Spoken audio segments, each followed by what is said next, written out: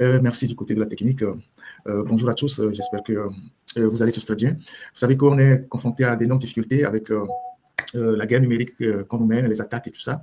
Et puis, quand nous lançons le live, il y a quelques dispositions que la technique doit prendre, et ce qui fait que ça fait traîner parfois le démarrage effectif du live. Là, on a eu des difficultés sur TikTok, j'ai été obligé de relancer. Et puis ensuite, on a aussi des difficultés avec... nous travaillons avec un ordinateur qui... écran tactile qui fait qu'on a des soucis de contraste de lumière directement sur l'ordinateur qu'on n'arrive pas à régler. Vous allez voir que sur YouTube, ça balance au noir, un peu clair et tout ça. Ça, c'est au niveau de l'écran tactile de l'ordinateur. Donc, ce sont ces soucis-là qu'on est en train de régler. Et donc, je m'excuse pour les 20 minutes de retard. Ensuite, vous savez qu'on est, le régime nous mène la guerre numérique. Il y a des comptes qui sont en train d'être bannis en masse, les comptes de tous les activistes. Et cette semaine, ils ont mis vraiment le paquet pour sauter les comptes. On avait sauté notre compte la dernière fois. On a remis un autre compte dans la semaine. Ça a été sauté. Et c'est sur ce compte aussi officiel qu'on va faire le live aujourd'hui. Et c'est une méthode du régime qui paye des cabinets, des experts, des experts en numérique, tous ceux qui font dans la sécurité numérique pour traquer et puis sauter nos comptes. Et donc, bon, on va faire avec, ne vous inquiétez pas, on trouvera les moyens de faire passer le message. Et je vous souhaite donc la bienvenue pour le dernier live de ce mois de novembre. Je suis un peu grippé, hein, un peu grippé, il y a un peu de fièvre et grippé, mais bon, je suis bien dans l'obligation de le faire. Il y a le médecin qui m'a dit de prendre du repos pour 2 semaines, et je lui ai dit, les Togolais vont me lapider. Il a dit, il faut choisir entre les Togolais et ta santé. Et donc, j'espère que je vais tenir ce live-là parce qu'on a beaucoup de choses à se dire. On aura notre invité, Titri, pour parler de la contrebande de l'or, du phosphate et puis d'autres sujets également. Et donc, je vous souhaite tous la bienvenue et je vous souhaite un bon début du mois de décembre. C'est le dernier mois de l'année. Que la Providence nous accompagne, nous assiste, veille sur chacun de nous pour entamer ce dernier mois de l'année et pour que nous allons à la fin de l'année prochaine, de cette année et retrouver l'année prochaine en toute tranquillité. Et j'espère que la paix régnera partout où vous serez. Alors, nous allons commencer le live d'aujourd'hui par la série des informations. Il y en a tellement. Il y a tellement d'informations. Je voulais passer les images d'un lycée, un lycée vers Bamono, le lycée de Rangoumé, je pense. On avait parlé de ce lycée ici, on avait diffusé une vidéo de ce lycée ici pour montrer l'état de délabrement de ce lycée, certains des bâtiments qui étaient en délabrement. Et depuis quelques semaines, parfois quand on fait des vidéos, ils sont obligés de réagir pour réparer ce qu'il faut réparer. Et donc, dans ce lycée-là, au niveau de Rangoumé, si la technique peut le permettre, ils ont commencé par reconstruire les nouveaux bâtiments à la place des bâtiments délabrés qu'on avait montrés ici. Et ça, c'est un compatriote dans la localité qui m'a envoyé ces images pour me remercier en disant « Ah, Ferdinand, ton cri de cœur a eu des échos. Je voulais te féliciter de ce travail que vous faites. Après votre vidéo, ils ont commencé par construire de nouveaux bâtiments et je tenais à remercier toute la rédaction, l'équipe technique et tout ça. Donc, je tenais à faire un retour sur ce qui a été fait par rapport à ce lycée-là. Je ne sais pas si c'est un lycée ou c'est un collège, je ne sais plus trop, où ils sont en train de reprendre, de refaire les bâtiments scolaires. C'est tant mieux si on dénonce des choses qui sont parfois réparées, on leur dit merci, au moins pour avoir écouté la voix des sans-voix. Et donc, ce lycée est en train d'être, de nouveaux bâtiments sont en train d'être reconstruits dans ce lycée, dans le Bas-Mono. Rapidement, cette semaine, il y a eu, comment appelle-t-on, au Sénégal, je l'ai dit dans le live de la semaine, l'adoption du budget qui a été diffusé directement sur tous les écrans, les médias, même les réseaux sociaux, où il y a eu ce débat-là à l'Assemblée nationale pour parler du budget. Et les débats à l'Assemblée nationale ont été diffusés en direct. Pendant ce temps, au Togo, c'est beaucoup plus compliqué d'informer les populations sur tous les aspects de la loi de finances, à quoi il faut s'attendre et tout ça. Le régime ne dit pratiquement rien, mais il y a la commission à l'Assemblée nationale qui travaille, où les ministres passent pour s'exprimer sur sur leur département pour débattre sur le budget de leur département. Sauf que, selon les retours qu'on a, les gens, il y a même des ministres qui ne maîtrisent même pas vraiment le budget de leur département. Ils viennent et puis ils racontent des histoires, ils se projettent dans des projets, alors que le pays est confronté à des difficultés financières actuellement. Il y a des tensions de trésorerie et vous avez, alors que le pays manque d'infirmiers dans plusieurs zones, de médecins, vous avez des ministres comme celui de la santé qui se projettent dans des histoires à dormir debout, alors qu'il voit son budget, il ne sait pas que c'est un budget qui est lié à des contraintes et que le pays n'a pas d'argent. Vous avez le ministre de l'enseignement qui lui aussi veut construire des collèges scientifiques, alors qu'il y a déjà suffisamment d'établissements qui n'ont pas de table banc, qui n'ont pas d'enseignants, ou qui sont dans des conditions assez inquiétantes. Je vais vous montrer l'école primaire publique de Kakaveli, derrière la Souété, pas loin de Scriff. Je pense que c'est à Balpedo ou bien c'est Kakaveli. Vous allez voir ce bâtiment-là qui nous a été, cette image qu'on a diffusée en capsule sur notre page. Vous voyez les piliers. Les fers sont rouillés et les piliers sont sur le point de céder. Ça, c'est l'école primaire catholique l'école primaire publique de Kakaveli, derrière la Souété. Et vous allez voir que les fers sont rouillés, les piliers ne tiennent plus. Et les gens ont peur qu'un beau matin, voilà, ce bâtiment s'effondre sur les enfants. Et c'est ça, au lieu d'aller dire à l'Assemblée nationale, on veut construire de nouveaux collèges scientifiques, alors que vous n'avez pas de budget pour le faire. C'est ce genre de bâtiments scolaires qu'il faut réhabiliter ou raser pour reconstruire de nouveaux bâtiments scolaires. C'est un coût primaire qui est au niveau derrière la sûreté à Kakaveli. Vous voyez comment les poteaux ne tiennent plus. Et donc, certains parents qui voient ces poteaux-là commencent par s'inquiéter sur la sécurité de leurs enfants. Et qu'un matin, ces poteaux-là peuvent céder et le bâtiment peut s'écrouler sur les enfants. Donc, voilà, dans quelles conditions sont certains bâtiments scolaires en pleine ville, à Lomé, au cœur de la capitale. Ici, nous sommes à Kakaveli. Vous voyez comment même le bâtiment est sale. Au Togo, les bâtiments scolaires sont devenus des porcheries. On ne peut même pas faire des couches de pointure, on ne peut pas faire de rénovation. Nos enfants fréquentent dans des établissements qui sont comme des porcheries. Comment voulez-vous que demain, il soit des gens propres dans la société? Quand des enfants vont dans des classes comme ça, vont dans des établissements scolaires comme ça, où il n'y a pas de toilettes, il n'y a pas de toilettes propres, on ne leur apprend pas la propreté, les bâtiments ne sont pas rénovés, il n'y a pas de peinture, tout est sale, les tables bancs sont sales. Comment voulez-vous que dans un pays, il n'y a même pas de clôture? Oui, il n'y a même pas de clôture. Comment voulez-vous que dans 20 ans, il y a même un siège de l'UNIR à côté? Voilà, il y a un siège de l'UNIR à côté. Comment voulez-vous que d'ici 20 ans, ces enfants-là, quand ils seront engagés dans l'administration, ils seront des gens propres? Hein? Les enfants ici sont à 4 par banc. Nous sommes à Kakaveli, à Balépédo, Kakaveli. Les enfants sont 4 par banc dans ce bâtiment-là, cet établissement scolaire. Les enfants sont 4 par banc. Nous sommes à Lomé. Les enfants sont 4 par banc. Les bancs, on les a alignés jusqu'à côté du tableau. L'enseignant, il marche comme ça. L'enseignant n'a pas de possibilité de mouvoir. Il marche. L'espace entre l'enseignant, les bancs et les tableaux, c'est juste un couloir. Donc, l'enseignant se comporte comme un lézard qui est en train de marcher, de tourner autour d'un mur. Ça, c'est le Togo, ça. Nous sommes au cœur de la ville de Lomé. Vous voyez les salles de classe? École publique. Toute l'école est comme ça. Et les enfants sont 4 par banc. Et il n'y a même plus d'argent aujourd'hui. On a vu la dernière fois le budget de l'enseignement primaire et secondaire. Je ne sais pas combien, je n'ai même plus les chiffres en tête, mais quand vous prenez ce budget-là, 95% du budget, c'est consacré au salaire. Donc ça veut dire qu'il n'y a pas suffisamment d'argent pour investir dans les bâtiments, dans la construction des bâtiments, des salles de classe. Entre-temps, s'il y a des partenaires qui donnent un peu d'argent pour les projets, d'accord. Mais s'il n'y a pas les partenaires, il n'y a pas d'argent pour construire de nouvelles salles de classe. Voilà comment les bâtiments scolaires sont à Lomé. Oui, je vous dis la vérité. Vous allez là-bas, vous allez voir qu'il y a beaucoup d'enseignants qui n'ont pas d'espace entre le tableau et les tables bancs. Je ne raconte pas des histoires. Allez dans les établissements scolaires, vous allez prendre des photos. Les enfants sont 4 par banc. Vous savez qu'au Togo, il y a certains qui vont à l'école, dans les collèges et lycées le matin, et d'autres qui vont l'après-midi, parce qu'il n'y a pas suffisamment de salles de classe. Il y a ceux qui vont le matin, et il y a ceux qui vont l'après-midi. Et donc, les enfants que vous voyez là, ils commencent le cours primaire dans la saleté, ils vont aller au collège dans la saleté, et ils vont au lycée dans la saleté. Comment voulez-vous que demain, quand on va engager ces gens-là dans la fonction publique, ils ne vont pas aller chier sur les pots de WC, ils ne vont pas cracher dans les ascenseurs, ils ne vont pas salir les murs des bâtiments publics? Voilà, le ministère de l'Éducation nationale a un budget de 212 milliards et 46, et dans les 212 milliards, il y a 46 milliards pour l'enseignement supérieur. Et donc, quand vous formez des enfants dans un contexte de saleté, avec des bâtiments qui sont cracheux comme ça, pas de toilettes, pas de WC, rien du tout, comment voulez-vous que demain, quand ils vont grandir, ils vont être des citoyens propres dans la cité? Vous allez dans l'administration, vous avez des gens qui crachent sur les murs, ils crachent dans les escaliers, tout ça. Ils vont aux toilettes, certains n'ont jamais été aux toilettes sur des pots modernes, ils font n'importe quoi. Mais tout ça, c'est une éducation à donner aux gens. Et c'est ça le pays. Et c'est ça les citoyens qu'il faut les former pour demain. Donc, voilà. Oui, vous allez dans l'administration, les gens vont aux toilettes. Celui qui suit ne peut pas aller aux toilettes parce que celui qui est rentré avant, il a fait n'importe quoi parce qu'il n'est pas habitué. Vous ne le savez pas. Posez la question aux fonctionnaires, ils vont vous dire. C'est ça le pays. C'est fou. Donc, il faut aller régler les problèmes de ces établissements scolaires avant de construire les collèges scientifiques. Voilà ce que je voulais dire rapidement. Je suis en train d'évacuer les sujets un à un. Voilà, ça s'est passé. Ça aussi s'est passé. Et voilà. Je vais aller rapidement du côté des États-Unis. Alors, il y a Donald Trump qui est encore frappé. Donald Trump, vous connaissez, c'est un homme assez excentrique, avec une attitude imprévisible. Donc, Donald Trump vient de classer 19 pays, 19 pays comme des pays dangereux où ils vont arrêter des pays dangereux, des pays à risque qui seront privés de visa. Non seulement privés de visa, mais les résidents de ces pays qui sont aux États-Unis et qui ont la green card, ils vont auditer la green card de tous ces résidents-là.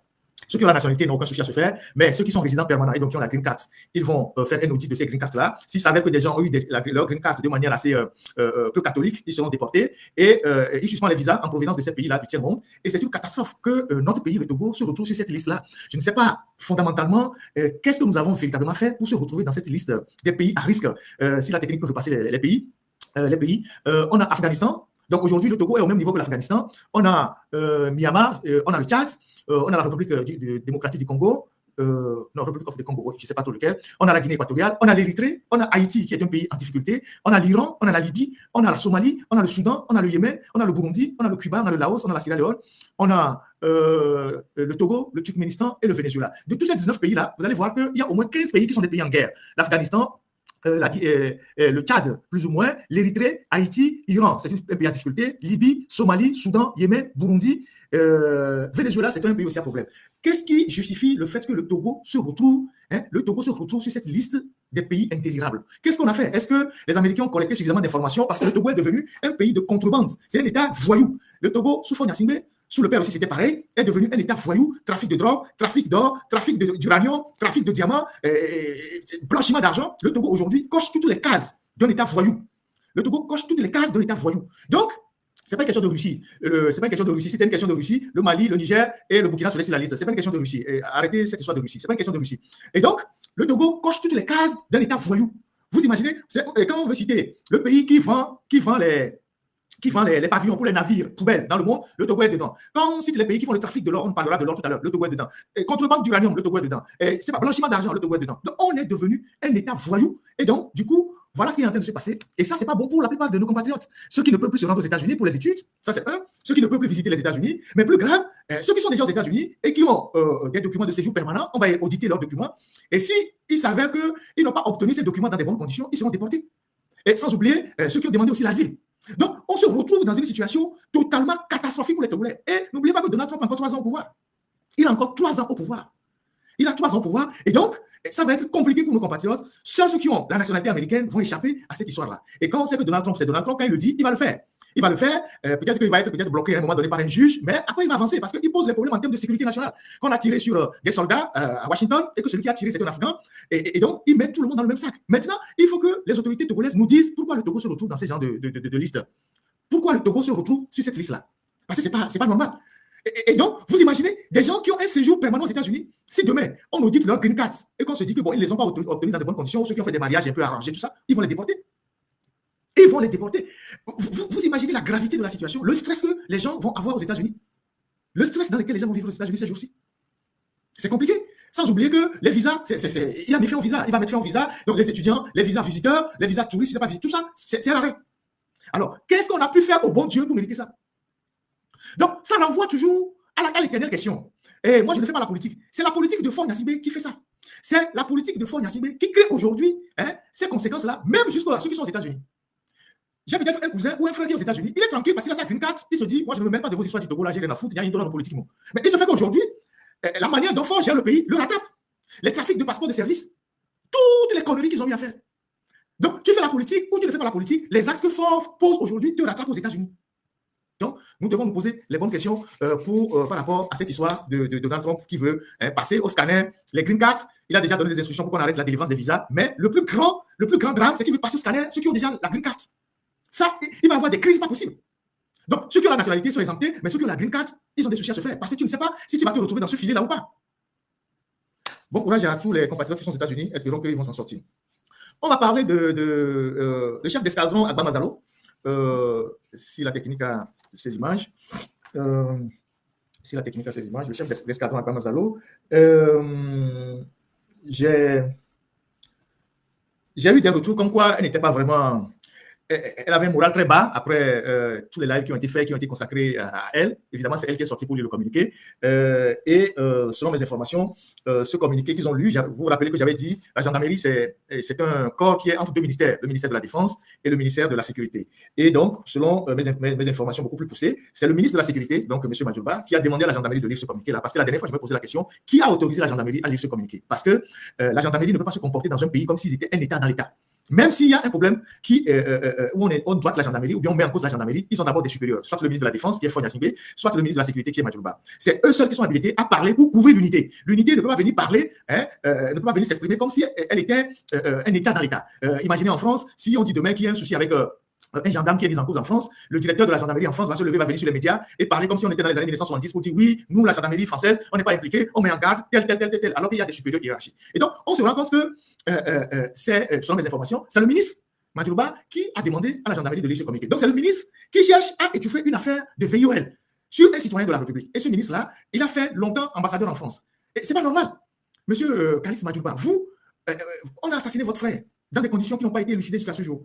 On vous a appelé pour devenir ministre à Lomé. Déjà que le fait d'avoir accepté d'être ministre dans un gouvernement qui couvre l'assassinat de votre frère, ça pose déjà un problème, un gros souci de moralité. Maintenant, je vous avais dit que ce ministre-là ne lui donnait jamais la communion sans confession parce qu'il fait partie aussi aujourd'hui de ceux qui sont dans l'appareil sécuritaire et qui actionnent la répression. Et c'est lui qui coordonne les Israéliens, qui font les écoutes, qui font tout. C'est lui, parce que quand il était ambassadeur en France, c'est lui qui coordonnait aussi Israël. Donc, tous ceux qui font les écoutes à Lomé, c'est lui qui gère tout ça.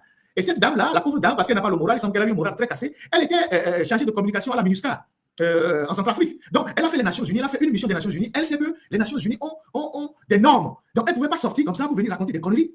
Aujourd'hui, bon, c'est elle qui a pris les coups. Et il semble que, bon, elle a eu quand même, elle a le moral très bas.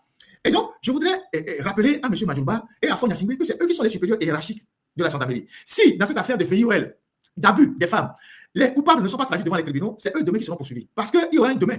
Aujourd'hui, ils ont le pouvoir, ils sont protégés. Aujourd'hui, ils sont aux affaires, ils sont protégés. Mais demain, ils seront poursuivis. Parce que c'est eux qui sont les supérieurs hiérarchiques de la gendarmerie. Lui, Fonia Singbe en tant que ministre de la Défense, et l'autre, Madjouba, en tant que ministre de la Sécurité et de la Protection civile. Quand on est ministre de la Sécurité et de la Protection civile, on ne vient pas couvrir les conneries des soldats. On ne vient pas étouffer les bêtises des soldats. On les punit pour ce que ça sert de leçon aux autres. Donc, voilà la suite de l'histoire de notre sœur chef d'escadron Mazalo. Et paraît-il que après tous les lives qui ont été faits, elle a perdu le moral et que ses enfants, même aujourd'hui, elle est encore plus protégée qu'hier. Ils ont mis des unités pour protéger sa maison. Tant mieux. Donc, voilà. Quoi encore? Il y a quelques messages que je vais lire rapidement de certains Togolais, parce que je vais aborder un sujet plus profond tout à l'heure. Je lis rapidement les messages pour pouvoir avancer.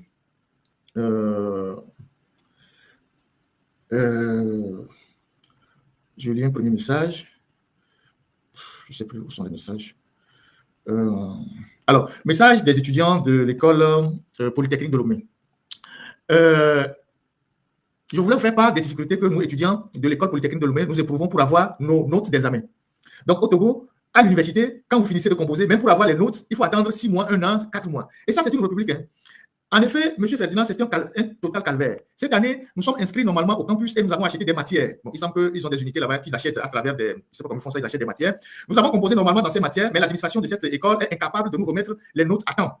Dites-vous que cette situation date de l'année académique dernière et que nous avons repris une nouvelle année, mais nous sommes toujours dans l'attente de nos notes. Des notes d'Harmattan qui, normalement, devraient être rendues depuis avril, mais qui ne le sont pas toujours. N'en parlons pas des notes de semestre de mousson. Vous savez qu'au Togo, là-bas, l'année académique se détermine par Harmattan, mousson, je ne sais plus quoi. Ce qui est grave dans cette situation, c'est que des notes non rendues, c'est qu'avec des notes non rendues, l'étudiant est dans l'incapacité de connaître son sort dans une matière, c'est-à-dire s'il a validé cette matière ou pas. Ce qui l'oblige à racheter la même matière l'année suivante, faute de notes non saisies.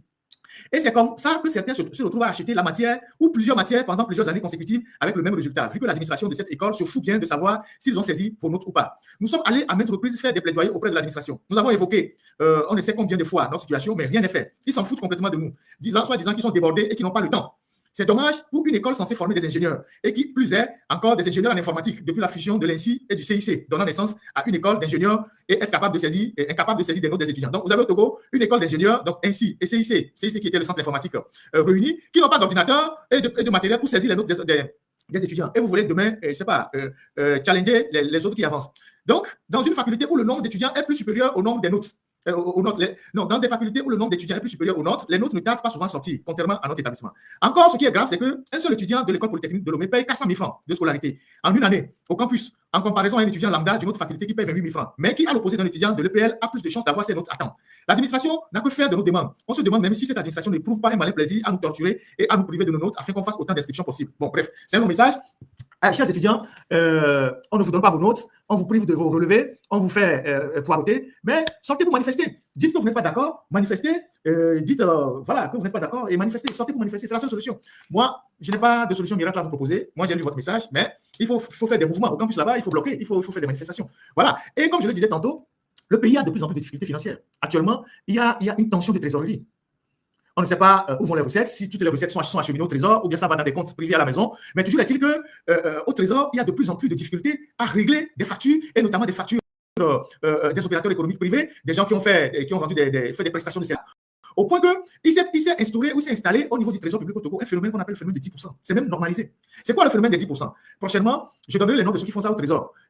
Puisque les opérateurs économiques déposent leurs factures au trésor, et comme il n'y a pas suffisamment d'argent, lorsqu'il y a un peu d'argent qui rentre, il y a des gens au trésor qui appellent tel opérateur économique et disent: ah, il y a un peu d'argent qui est rentré, si tu veux qu'on règle ta facture, tu nous dois 10%. Si tu veux qu'on traite rapidement ta facture, tu nous dois 10%. Tu nous payes 10%. Et donc, comme l'opérateur économique n'a pas le choix, soit il paye les 10% et on lui reverse l'argent, ou il ne paye pas et sa facture va rester là-bas aussi longtemps que possible. Parce qu'il n'y a pas suffisamment d'argent qui rentre dans les caisses de l'État. Et donc, les opérateurs économiques, certains sont obligés d'accepter. Donc, quand tu acceptes de leur payer les 10%, ils débloquent l'argent, et toi, tu viens chercher l'argent, et derrière, tu leur donnes les 10%, hein, mais à main, ni vu ni connu. C'est-à-dire, ils prennent l'argent, il n'y a pas de traçabilité, il n'y a pas de virement bancaire, il n'y a rien. L'opérateur économique qui accepte de payer les 10%, on positionne rapidement sa facture, on débloque l'argent, lui, il vient chercher l'argent, et derrière, il va donner la commission des 10% à ceux qui se sont débrouillés au trésor pour payer sa facture. Et donc, ni vu ni connu. Et donc, vous voyez des cadres du trésor qui sont énormément riches parce qu'ils prennent des pourcentages sur l'argent des opérateurs économiques. Et ça, tout le monde connaît ce phénomène. Mais personne ne dit rien. Il n'y a pas de lutte contre la corruption de Togo. Et tout le monde connaît ce phénomène-là. Les opérateurs économiques n'en peuvent plus de cette pratique des 10% de trésor public. C'est connu de tout le monde. Mais comme Fon Yacimé, il est le chef de la mafia, il protège tous les petits voyous qui sont au bas de l'échelle. Parce que tous ces gens qui sont au trésor, beaucoup ont des cartes unies. Donc, ce sont des militants du parti au pouvoir. Et donc, on ne va pas les arrêter parce que si on commence par arrêter un seul, toute la machine va être dehors. Donc, aujourd'hui, comme le pays traverse des difficultés financières, cette pratique des 10% est devenue carrément une norme. C'est une norme où tu donnes les 10%, ta facture est réglée, ou tu ne donnes pas, ta facture pourrie là-bas. Voilà comment les Togo fonctionnent. Je vous donnerai, comme j'ai fait pour le cas de l'OTR là, je vous donnerai dans les jours qui viennent, ceux qui sont au trésor public et prennent les 10% sur les marchés. Ceux qui raquettent les opérateurs économiques et prennent les 10%, je vais vous donner leur nom.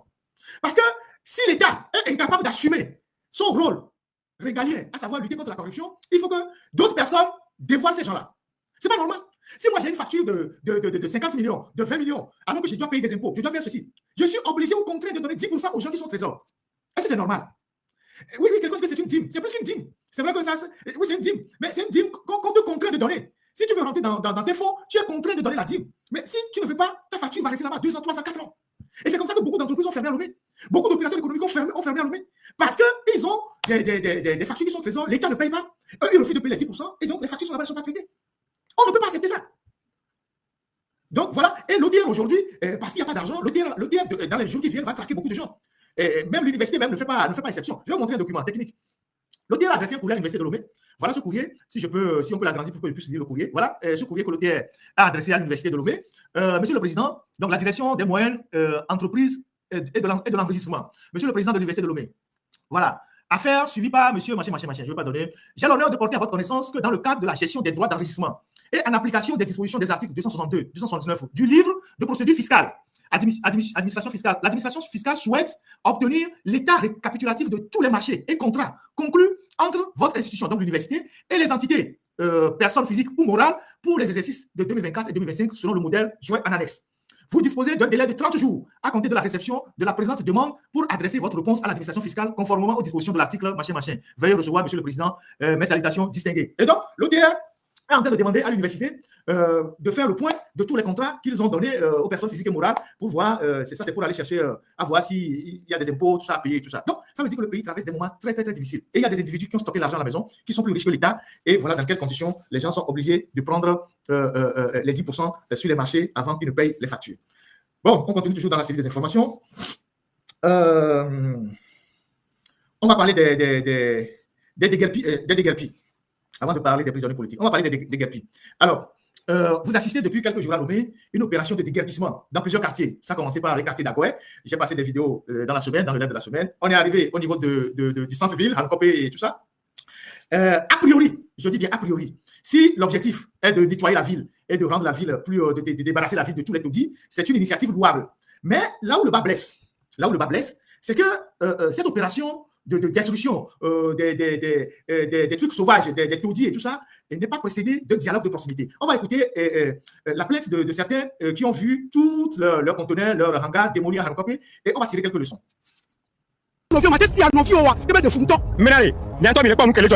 L'instant tombe, et avec eux, des années de dur labeur et d'histoire personnelle. Nous sommes au marché d'Akassimé, précisément dans la localité d'Hankopé.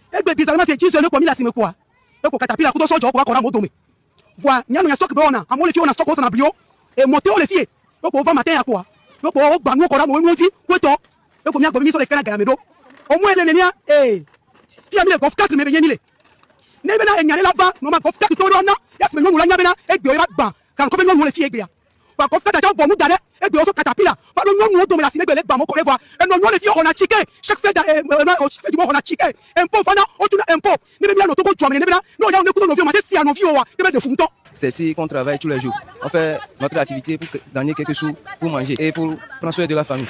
Maintenant, on a tout cassé. On n'a plus d'espoir. Comment on va faire? Notre gouvernement, il faut regarder ça pour nous. Il n'y a plus de travail. Donc c'est ici qu'on fait un peu pour manger. Quand on va casser ça là, comment on va faire? Notre maman est en chômage, ça ne va pas. comment le gouvernement veut nous faire pour nous aider, pour qu'on ne devienne plus des bandits le lendemain. Normalement, là, qui va informer, ni bola bag banu, mais ça mi na mi pote nous, Congo la va, mate tite matin ka pour la bag banu. Amo le mulona siami. Nya mesi a hwelo, amero situation financière et na mo wale don polo amere seun. Donc amero mulona fi, donc akoba bag fi amote ku nu, no ti agodina mo mi afi ko la yo. En kem to go bi mi nyo ko la wa eso amela nyo na mesi ami. Menare, ni ato mi le pa mu ke le jo le jo amefie. Il y a des ko ya tukulu so, ale fi ko ya le sila ba tukulu so. J'ai fait un prêt à 2 millions à la FSEC. Pour les salaires moulin un coup KO, plus le moulin là-bas. J'ai fait le courant à 4 aussi là-bas, et maintenant tout est raclé. Au micro de Chandel TV, vous avez découvert les plaintes et la consternation de la population. Cette opération de déguerpissement intervient dans le cadre de la mise en œuvre du projet d'aménagement. Alors, comme je le disais tantôt, l'analyse que je tiens à faire ici n'est pas une analyse qui est contre le fait que on essaie de débarrasser la ville de ces lieux, de ces taudis ou de ces endroits où les gens sont installés sauvagement et ils sont restés comme si c'était la norme. C'est l'État qui veut reprendre ses droits sur les espaces qui sont des espaces du domaine public, mais il fallait quand même, quand on suit la vidéo, la première vidéo qui est passée, il fallait quand même adopter une approche de dialogue. Vous avez fait la décentralisation, par exemple. Vous avez fait la décentralisation, que ce soit vers Agoué, vers le centre-ville. Il y a des mairies. Pourquoi ne pas laisser ce sujet aux mairies pour que les mairies fassent des dialogues de proximité avec les occupants et leur donner un délai pour pouvoir enlever tout ce qu'ils avaient d'important dans ces endroits un peu sales, tout ça là. Ça, c'est la première des choses. Parce que ceux qui sont installés à ces endroits-là, nous sommes au mois de novembre et nous sommes à la fin de l'année. Les gens ont engagé des frais. Vous allez écouter le monsieur. La dame dit que sa mère a des stocks. Donc, c'est de l'argent que les gens investissent là-bas. Et que régulièrement, les services des impôts venaient prendre les impôts, les taxes et tout ça. Donc, ce sont des endroits que les services de l'État connaissent, qui viennent prendre des impôts, percevoir les impôts. Donc, on peut pas se lever, casser ça comme ça. On aurait pu dialoguer avec ces personnes-là, leur donner un délai pour pouvoir partir. Nous sommes au mois de novembre. Le monsieur qui a parlé à la fin, il dit que lui avait un moulin. Il a fait un prêt. Il a fait un prêt de 2 millions à la fichette et il a mis un moulin, un coup KO. C'est ce qu'il a dit. Il a un moulin. Il avait un moulin. Tout ça a été cassé. Donc, derrière, ce qu'ils sont en train de faire, c'est d'abord la précarité qui sont en train d'accentuer. C'est des gens, des sans-abri qui sont en train de créer. Et donc, selon moi, on aurait pu au moins utiliser une autre méthode que la méthode forte là et aller casser, surprendre les gens, casser tout. Sans même associer les mairies, sans associer les collectivités locales, sans aucun dialogue avec les gens qu'on est en train de déguerpir là-bas. Et aujourd'hui, c'est la désolation. Et certains habitaient même sur le site. Il y a certains qui habitent depuis des années sur le site. Je vais vous montrer les images de désolation, les images aériennes. Ça, j'ai pris les images des comptes TikTok, la technique pour le permettre. Vous allez voir la désolation. Et dans d'autres pays, quand on décide d'évacuer ces endroits-là, on trouve une solution pour les gens. Soit on va loger les gens dans les gymnases. En Côte d'Ivoire, j'ai vu beaucoup de gens qui ont parlé de la Côte d'Ivoire. En Côte d'Ivoire, quand on a décidé de déguerpir les gens dans certaines zones, on a construit des cités. On a relogé les gens. Mais au Togo, il n'y a eu aucun dialogue. On n'a pas approché les gens. On s'est levé un matin, en plein marché, on a mis les catapillars, on casse tout. Regardez les images de désolation. On dirait qu'on est sorti d'une guerre technique. Ils cassaient Agoué. Et vous savez qu'à Agoué, par exemple, ici, il y a des conteneurs, des ateliers de menuiserie, des ateliers de coiffure. Donc, ils ont surpris les gens. Tous ceux qui mettaient les étalages. Ça, nous sommes à Ramcopé. Vous avez vu, ils ont cassé tout ça. En surprenant les gens. Bon, maintenant, qu'est-ce qu'ils veulent en faire? Moi, je n'en sais rien. Ils disent que bon, ils ont des projets pour développer la ville. Et ça, c'est Lomé, ça. Vous imaginez le Togo? Ça, c'est Lomé. Nous sommes à Lomé. Et ça, depuis 20 ans, vous voyez ça. Ils disaient rien. Les gens vivaient dans ces taudis-là, dans ces lieux qui sont devenus des zones de non-droit, où ça fumait cannabis, où il y avait la drogue, où il y avait les bandits, il y avait les brigands, et qui côtoyaient les femmes qui vendaient. Et personne ne disait rien. Comme du jour au lendemain, on a décidé, il faut casser tout. D'accord, vous voulez casser tout pour changer le visage de la ville, c'est une bonne chose, mais il fallait approcher les gens, discuter avec les gens. Tous ces gens-là, ce sont des commerçants. Sachant que le Togo a une économie, presque 80% informelle, c'est tout ça qui participe à l'économie nationale. Les dames qui ont parlé, on dit tout à l'heure, qui payent des impôts. Donc, quand vous cassez tout ça, c'est des impôts en moins ou des taxes en moins pour les mairies aussi. C'est des taxes en moins pour les mairies, c'est des impôts en moins pour l'hôtel. Puisque l'hôtel passe là-bas pour prélever les impôts. Et la mairie passe aussi pour prendre les taxes. Les mairies passent pour prendre les taxes. Donc, ce sont des taxes en moins. Dans une situation de difficulté, dans le pays, vous voyez comment c'est d'abord soulever son conteneur.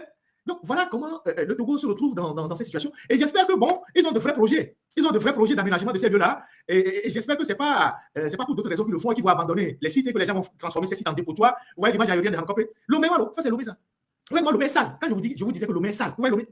Ça, nous sommes au cœur de la capitale. Ça, c'est Lomé, ça. Regardez comment c'est sale. Regardez comment la capitale est sale. Et quand tu parles, il y a des gens qui vont te dire, oui, il faut faire des efforts, il faut faire ceci. 20 ans au pouvoir. Nous sommes au cœur de la capitale. Maintenant, je me pose la question, si c'est vraiment pour faire des projets ou c'est pour d'autres raisons. Aujourd'hui, s'ils cassent facilement, c'est parce qu'ils savent qu'il n'y a plus d'élections. Vous avez vu comment ils ont surpris les gens? S'il y avait des élections dans 1 an, dans 2 ans, ils n'auraient pas cassé tout ça. Ils n'auraient pas dû surprendre les gens. Ils vont aller par une autre méthode. C'est parce qu'ils savent que dans les 5 prochaines années, il n'y a pas d'élections. Ils sont allés surprendre des gens, ils ont cassé. Donc, ils font des mécontents parce qu'ils savent que d'ici 5 ans, il n'y aura pas d'élections. Les gens ne vont pas se rebeller contre eux. Donc, ils cassent. Mais si c'est pour des projets, c'est bon. Mais si c'est pour laisser le site sans rien faire, c'est une catastrophe. Parce que je me demande s'ils ont vraiment des projets, parce qu'ils n'ont pas d'argent. Et je vais vous montrer des projets qui sont abandonnés, les rues qui sont à Dakpamé, Benedi, tout ça. Tous les chantiers sont abandonnés depuis 5 ans parce que l'État n'a plus d'argent. Alors, j'ai bien des doutes qu'ils nous disent en cassant tout ça que c'est pour faire des projets. Parce qu'il y a des projets qui sont déjà à l'abandon, qui n'ont pas pu terminer. Comme les rues à Dakpamé. Ici, nous sommes sur le contournement. Vous voyez, ça c'est sur le contournement de Kégué vers Agoué, qui sort vers, comment on appelle ça, l'église catholique d'Agoué-Nivé à Tchanvé. Vous voyez, Il y a un chantier de route depuis 3 ans qui est abandonné. Les engins ont disparu. L'entrepreneur a fait partie de tous ces engins. Voilà la route. Vous voyez, ils ont tenté de faire des rigoles. Tout est abandonné. Ça fait 3 ou 4 ans que ce chantier dure. J'avais parlé de ça déjà dans un live. Que le petit contournement donc, de Kégué à partir de Somayaf, ça passe devant la maison de Kader, ça passe vers Bawara et ça sort sur la nationale numéro 1. Voilà, le chantier est abandonné depuis 4 ans. L'entrepreneur a fait partie des engins. Il n'y a pas d'argent. Donc, si on doit casser à Rancopé, à Agoué, pour qu'on se retrouve dans ce genre de situation, de projets qui ne sont jamais terminés, ce n'est pas la peine. Ce n'est pas la peine. Donc, voilà la route de contournement, le petit contournement qui, voilà. Ces photos datent de ce matin. C'est ce matin que j'ai fait prendre ces vidéos-là. Vous voyez, tout ça, c'est abandonné. C'est abandonné. Et le chantier est abandonné. L'entrepreneur a ramassé ses machines. Il est parti. Donc, vous imaginez? Voilà la triste réalité. Ok, ça sort vers l'état-major, d'accord. Ça sort aussi vers l'état-major.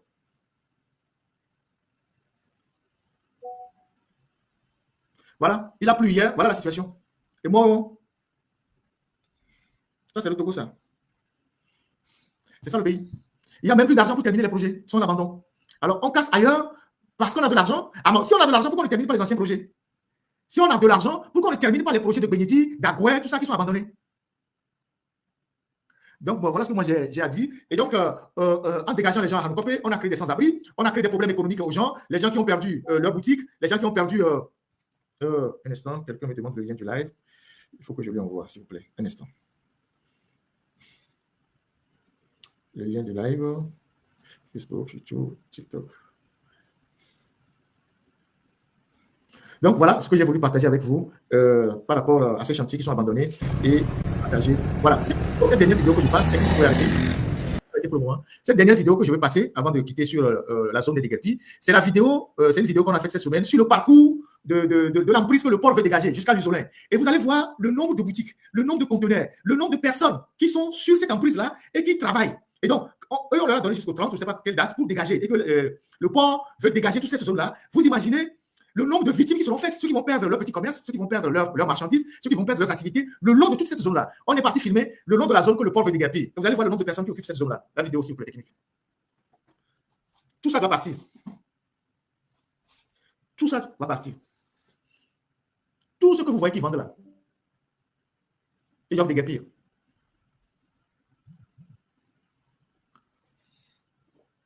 Donc, chers compatriotes, au lieu de rester à pleurer, à attendre le bon Dieu, mais dites aux gens que vous n'êtes pas d'accord. Sortez, dites que vous n'êtes pas d'accord, manifestez.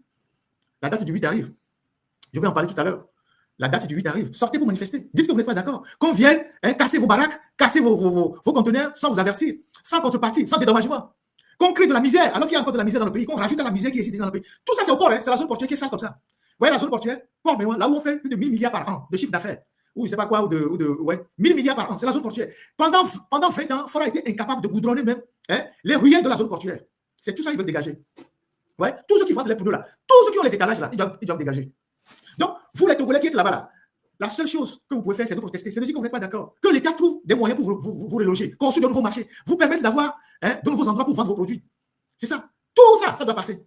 Et voilà le train, le fameux train qui passe Lomé là, le train de 1901 ou bien 1800 que les Allemands ont apporté, qu'ils ont même oublié. Ils ont oublié la locomotive. C'est le train là qui passe. Le train de 1884 qui continue de circuler à Lomé avec une pollution pas possible et qui transporte le clinker de part et d'autre.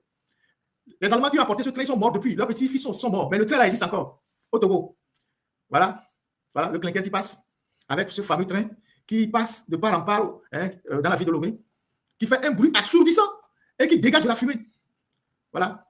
Le train là, en Allemagne, ça doit être dans un musée. Mais au Togo, ça fonctionne encore. Je félicite les mécaniciens qui travaillent sur la locomotive. Parce que si pour être un mécanicien et qu'on ne continue pas à faire fonctionner cette locomotive-là, il faut être un bon mécanicien. Voilà, ça c'est le Togo. C'est le seul train qu'on a au Togo. C'est l'un des meilleurs trains qu'on a au Togo qui passe comme ça. Le train de Togo Rail, avec une locomotive de 1884, qui met la fumée dans le ciel. C'est comme autant de trains à vapeur. Il faut Nassibé voir ça. Voilà, tous ces gens que vous voyez, ils vont les dégager. Et vous allez voir, tous ces gens qui sont dans l'emprise, là, ils vont les dégager. Vous imaginez le nombre de sans-abri, le nombre de précarité, les dégâts qu'ils veulent créer. Les Togolais, vous avez une seule solution, c'est de vous battre. Ne pensez pas que le bon Dieu va descendre pour vous régler quoi que ce soit. Si vous ne voulez pas vous battre, restez là-bas. On va voir le quai minéralier. Merci la technique. Vous allez voir comment le port est sale. Le port qui génère des milliards. Comment toute la zone portuaire est sale. Tout est sale au port autonome de Lomé. C'est-à-dire que là où les gens perçoivent même l'argent, ils sont incapables de l'aménager. Ils sont incapables de le moderniser. Ils sont incapables de construire des infrastructures modernes. Mais tous les jours, on dit, nous avons un port à l'eau profonde. Nous avons un port de ci, on a un port de ça. Tout ça va être cassé. Tout ce que vous voyez là. Tous les baraquements que vous voyez là. Tout ça.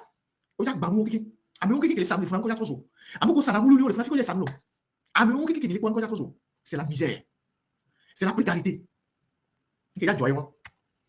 Donc, la manière dont ils sont en train de casser les emprises là, c'est comme ça qu'ils vont casser les réserves administratives.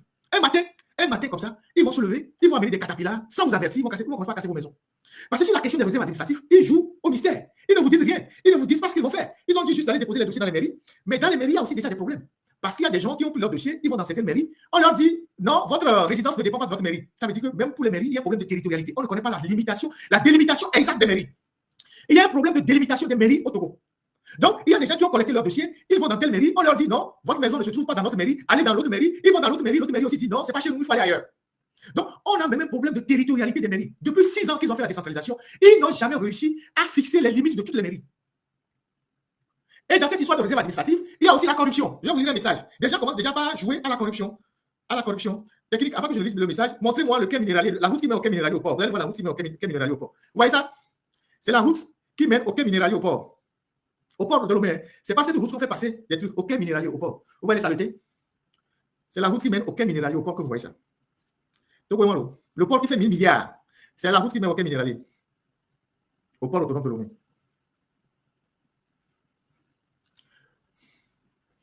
Voilà. C'est la route qui mène au quai minéralier, au port de Lomé. Le port où on fait 1000 milliards. Ils sont même incapables de goudronner la route qui va. Quand les bateaux, les navires viennent pour décharger les minerais, tout ça, c'est la route ça, pour aller au quai minéralier. C'est ça. Nous sommes dans l'enceinte du port autonome de Lomé. On dirait une zone de guerre en Syrie ou en Afghanistan ou même au Yémen. C'est ça. Ça, c'est ça. Et c'est les choses qu'il ne faut pas que les gens sachent. Pendant que la technique garde ça, il faut garder ça la technique. Je vais lire le message des dénonciations de la corruption dans l'histoire de réserve administrative. Voilà. Quelqu'un m'écrit, il dit bonjour, M. Ferdinand, je me permets de vous écrire afin de porter à votre attention un incident préoccupant relatif à la délimitation d'une réserve administrative dans la commune de Zanguera, précisément dans le quartier de Zopomaé, sous l'autorité du maire Lamadokou, ancien ministre.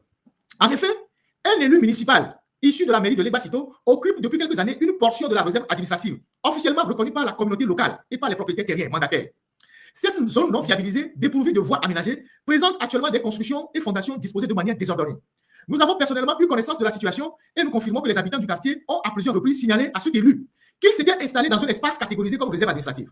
Cependant, il y a quelques jours, une équipe de jeunes envoyée par l'épouse de cet élu est intervenue pour indiquer, une équipe envoyée par les jeunes, il y a quelques jours, une équipe de jeunes envoyée par l'épouse de cet élu est intervenue pour indiquer de nouveaux emplacements destinés à matérialiser la limite de la réserve administrative. C'est-à-dire, cet élu est en train de faire des manœuvres pour que sa maison ne se retrouve pas dans la réserve administrative. Et pourtant, il est dans la réserve administrative. Donc, il pousse ceux qui placent les panneaux à aller plus loin, donc en escamotant sa maison. Les jeunes ont creusé les trous, puis sont revenus le lendemain pour implanter les poteaux. Mais dans une zone qui, selon les documents et les témoignages concordants des propriétaires terriens et des résidents, ne correspond pas à la réserve administrative. Malgré les preuves présentées, les protestations des habitants, l'élu municipal a insisté et a procédé à une inversion manifeste des limites du domaine public. Face à ces situations qui portent atteinte à l'ordre foncier et à la sécurité juridique et à la transparence administrative, nous sollicitons respectivement l'intervention de M. le maire Lamadokou afin que les limites officielles de la réserve administrative soient rétablies et que les droits de la collectivité soient protégés. Je vous remercie de l'attention, tout ça. Donc, dans cette histoire de réserve administrative, il y a aussi la corruption. J'ai appris que Kakaveli aussi, derrière la gendarmerie, ils ont commencé par implanter aussi les poteaux là-bas. C'est là-bas qu'il y a les maisons de la plupart des ministres. Bon, on va passer à un autre sujet avant d'entamer le deuxième volet. On va parler de la grève des prisonniers. On va parler de la grève des prisonniers et des manifestations à venir. Donc, dans la perspective des manifestations du 8 décembre, le pouvoir est en train de multiplier les manœuvres au-delà des comptes des activistes qui sont bannis, attaqués, signalés, tout ça. Il y a des réseaux qu'ils ont mis en place pour diffuser des messages visant à dérouter les gens sur les manifestations du 8 ou à semer un peu de la confusion dans l'opinion et tout ça. C'est de bonne guerre, mais ils font aussi des arrestations, beaucoup d'arrestations. Vous avez vu, Amavi, mademoiselle Amavi Katanga a disparu. Jusqu'à présent, on ne sait pas où est-ce qu'elle est détenue, elle a été enlevée, elle a disparu. Tout le monde essaie de la localiser. Si elle n'est pas à la DCPJ, elle doit être à la BRI ou au SCRIF, à ces endroits-là. Et on espère qu'ils ne vont pas abuser d'elle comme ils ont fait avec Grace Poumaï, mais toujours est-il que les gens continuent de rechercher cette brave dame-là. Il y a des jeunes qu'on a arrêtés à Lomé, il y en a qui ont été aussi arrêtés à Bafilo ces jours-ci. À Bafilo, dès qu'on vous voit entre jeunes, vous êtes 4, 5, on vous approche, on vous arrête en même temps, on vous embarque. Après, on va fouiller vos téléphones pour voir si vous êtes des relais de certaines personnes. Donc, ils sont en train de procéder à ces arrestations. Il y a l'ancien ministre Timon Auré qui habite à Adidogomé, qui a eu la visite de quelques miliciens vendredi et samedi. des miliciens qui sont venus s'installer confortablement devant son domicile et qui posaient des actes d'intimidation à son endroit, qui ont professé des menaces à son endroit, qui sont restés jusqu'à tard dans la nuit. Ce sont des tentatives d'intimidation. Donc, l'ancien ministre dit, bon, il habite à Quito, mais il est le président d'un parti politique, je pense, FPT. Et donc, lui aussi, il est dans le viseur de ces gens-là. Je ne sais pas pour quelle raison. Ils étaient dans son quartier ces jours-ci pour le menacer. Ils n'ont pas pu rentrer dans sa maison, mais ils étaient restés en face pendant longtemps, les 2 derniers jours, avant de replier. Donc, ce sont des gens en civil, des miliciens. Certains sont venus carrément s'installer en face d'une boutique. Dans une boutique en face de lui, jouer du ludo. Et donc, ces gens-là étaient là pour aussi l'intimider. On a Madame Niakhaté aussi. Et donc, les femmes aujourd'hui qui sont au front, c'est les femmes qui symbolisent aujourd'hui la résistance. Donc, vous avez Grace Koumaï, vous avez Amavi, vous avez Madame Niakhaté qui tient, ces femmes-là qui tiennent le flambeau de la résistance. Ce sont des femmes que nous devons encourager. Et donc, Madame Niakhaté, dont je vous avais parlé il y a 2 semaines en disant qu'elle était très souffrante, qu'elle avait des soucis de santé, mais qu'elle est toujours détenue dans des conditions assez difficiles, avec des visites qui sont limitées. Seul son enfant le plus âgé est autorisé à le voir. Et cette dame, elle souffre de beaucoup de choses. Et je vais vous raconter une histoire liée à sa santé que vous allez écouter, qui est assez cocasse. Cette dame a un traumatisme crânien à la suite d'une agression qu'elle a subie quand elle a quitté le gouvernement. Quand elle était au gouvernement, elle avait une résidence de fonction à la caisse, à la résidence de la caisse. Et lorsqu'elle a quitté le gouvernement et qu'elle s'est décidée à rentrer en politique, à créer son parti politique, elle avait des soucis avec les siens. Les gens de son village qui essayaient de la dissuader. Il y avait d'autres personnes aussi de l'UNIR qui tentaient de lui dire de ne pas aller dans ce sens. Mais elle a poursuivi son chemin. Et un jour, elle a été invitée, alors qu'elle n'utilisait plus cette villa de résidence, elle a été invitée là-bas à rencontrer quelqu'un. Et elle s'y est rendue. Et quand elle s'est rendue à cette résidence-là, à la caisse, la personne qui devait la rencontrer est arrivée, accompagnée d'un assistant. Et la personne l'a agressée physiquement. Et le temps, la personne est rentrée et la personne a posé une question. Le temps qu'elle ne réponde, elle a pris un coup à la figure et elle est tombée. Elle a cogné la tête contre le mur. Le temps qu'elle se relève, elle a pris un second coup. Elle a cogné une seconde fois la tête contre le mur et elle est restée là-bas inconsciente. Et le mystérieux visiteur est parti avec son assistant. Et c'est les militaires qui l'ont amenée après à l'hôpital. Et depuis, elle a ce traumatisme crânien-là. Et elle a raconté cette mésaventure à ses proches, à certains de ses enfants, à certaines personnes de son entourage. Je ne donnerai pas le nom de celui qui l'a agressé. Mais sachez que c'est une femme qui a beaucoup subi. Et pourtant, cette femme, quand elle a été nommée au gouvernement, elle a fait beaucoup. Elle a fait beaucoup pour l'armée. Je vous disais la dernière fois que c'est la seule dame qui est restée au gouvernement. Et en quittant le gouvernement, elle a laissé un rapport. Je ne connais pas des ministres qui ont fait le gouvernement et en quittant, ont fait un rapport de ce qu'ils ont fait pendant leur passage au ministère et laissé un rapport dans les détails de ce qu'ils ont fait. Et donc, Mme Niakhaté a fait beaucoup pour l'armée. En débloquant les situations de plusieurs militaires, en rétablissant en mettant fin à certaines injustices, en essayant de voir les problèmes des anciens combattants. Mais aujourd'hui, qu'elle a des problèmes, elle est abandonnée par tout le monde. Je vais vous lire un petit message de quelques hommes habillés qui m'ont envoyé. Moi, je dis que ce n'est pas nous, les civils, qui vont faire le combat des militaires. Si vous avez des problèmes, réglez ça avec vos patrons. Il y a des gens qui m'envoient des messages. On dit bonjour, mon frère. Sincèrement, ça ne va pas avec nous ici. C'est dans une caserne. Voilà, Témédia. Et le gars me dit, nous faisons les rassemblements. Et après les rassemblements, notre chef corps nous envoie au champ pour couper le mil et pour enlever les ignames dans son champ. Ce qui fait surtout mal, c'est qu'il nous prend pour des métayers, pour ses activités champêtres. Et il nous utilise comme des esclaves. Et quand si tu es en retard, l'adjudant te récupère et te met au soleil. Or, c'est le champ que nous avons fui au village et nous sommes rentrés dans l'armée. Et le chef corps, avec ses activités, a depuis plusieurs chantiers. Aidez-nous. Ça, c'est des militaires qui m'envoient des messages comme ça. Ce n'est pas moi, les civils, qui va vous aider. Si vous avez un chef qui vous utilise, qui après le rassemblement, il vous envoie au champ pour aller couper le mil, aller enlever l'igname, aller cultiver pour lui. Qu'est-ce que moi je vais faire? C'est vous qui avez les armes. Et c'est tout ça, c'est contre tout ça que Mme Niakhaté était là. C'est pour ça qu'elle luttait. Elle se battait pour vous. Mais aujourd'hui, quand elle a des problèmes, personne ne vous entend. Demain, quand votre chef corps va vous dire d'aller taper les civils à Takpamé, vous irez les taper. Si demain, votre chef corps vous dit d'aller frapper les manifestants à Takpamé, vous irez. Toujours joyeux, taper les civils. Et c'est tout ça que nous dénonçons. Quand nous disons qu'il faut que le Togo change, nous disons que le Togo doit changer pour vous aussi les militaires, vous les policiers, vous les gendarmes, qui avez les mêmes problèmes que les civils. Quand moi je vais me faire recruter dans l'armée, je me fais recruter dans l'armée parce que c'était un boulot. Je ne vais pas dans l'armée pour aller cultiver pour le chef-corps. Quand j'étais encore à Lomé, il y avait des militaires qui sont venus me voir à Bassadi, au siège de mon journal. Ces militaires venaient de la base de l'aéroport. Ils sont venus me dire que leur patron, quand ils finissent le rassemblement, le patron les envoie cultiver. Vous savez, l'aéroport, c'est un grand espace. Donc le chef-corps, il les envoie cultiver et il les envoie chasser les souris et les rats pour lui. Et ils sont venus me dire, en tant que père de famille, eux, ils vont au boulot, ils vont aller chasser les souris et les rats pour leur patron, qui lui est assis sur le manguier. Vous venez vous briser les souris et les rats, il prend les gros et vous laisse les petits. Ils sont venus me dire ça à la rédaction. Et j'ai dénoncé ça et ça s'est arrêté. Mais ce sont les mêmes militaires, quand on vous envoie pour frapper les civils, vous bombez les torses, vous allez frapper les civils. Dans toutes les casernes, c'est ça. Le chef-corps vous prend pour des métayers. Parce qu'il est colonel, parce qu'il est général, parce qu'il est commandant, vous êtes ses métayers. Vous allez faire la vaisselle à la maison pour sa femme, vous nettoyez son salon, vous cultivez pour lui. Dans quelle armée en Afrique, vous voyez des gens qui sont dans l'armée, vont aller nettoyer, aller cultiver au champ? Vous vous levez pour aller au boulot. Et c'est ce qu'ils disent dans le message, que c'est le champ ils ont fui, ils sont rentrés dans l'armée. C'est le champ qu'eux, ils ont fui et ils sont rentrés dans l'armée. Maintenant, le chef corps les envoie encore dans le même champ là pour cultiver le mil, couper le mil et enlever les ignames. Est-ce que c'est normal? Je vais vous lire un peu. Je ne dirai pas tout aujourd'hui. Je vais vous lire un peu, juste quelques mots sur, quand je parle du rapport, je sais même pas, j'ai eu quelques bribes de documents. Voilà. République togolaise, ministère des Armées. Activité du ministère des Armées sur la période de 2020 octobre 2020 à décembre 2022. La cadre a été nommée le 1er octobre 2020 et elle est partie en décembre 2022. Je vais vous lire juste une petite partie de ce qu'elle a laissé dans son rapport. Un rapport de 250 pages. Introduction. Longtemps rattaché à la présidence, plus de 13 ans. C'est ça, hein? Longtemps rattaché à la présidence, donc plus de 13 ans. Donc pendant 13 ans, c'est Faure qui gérait le ministère des Armées.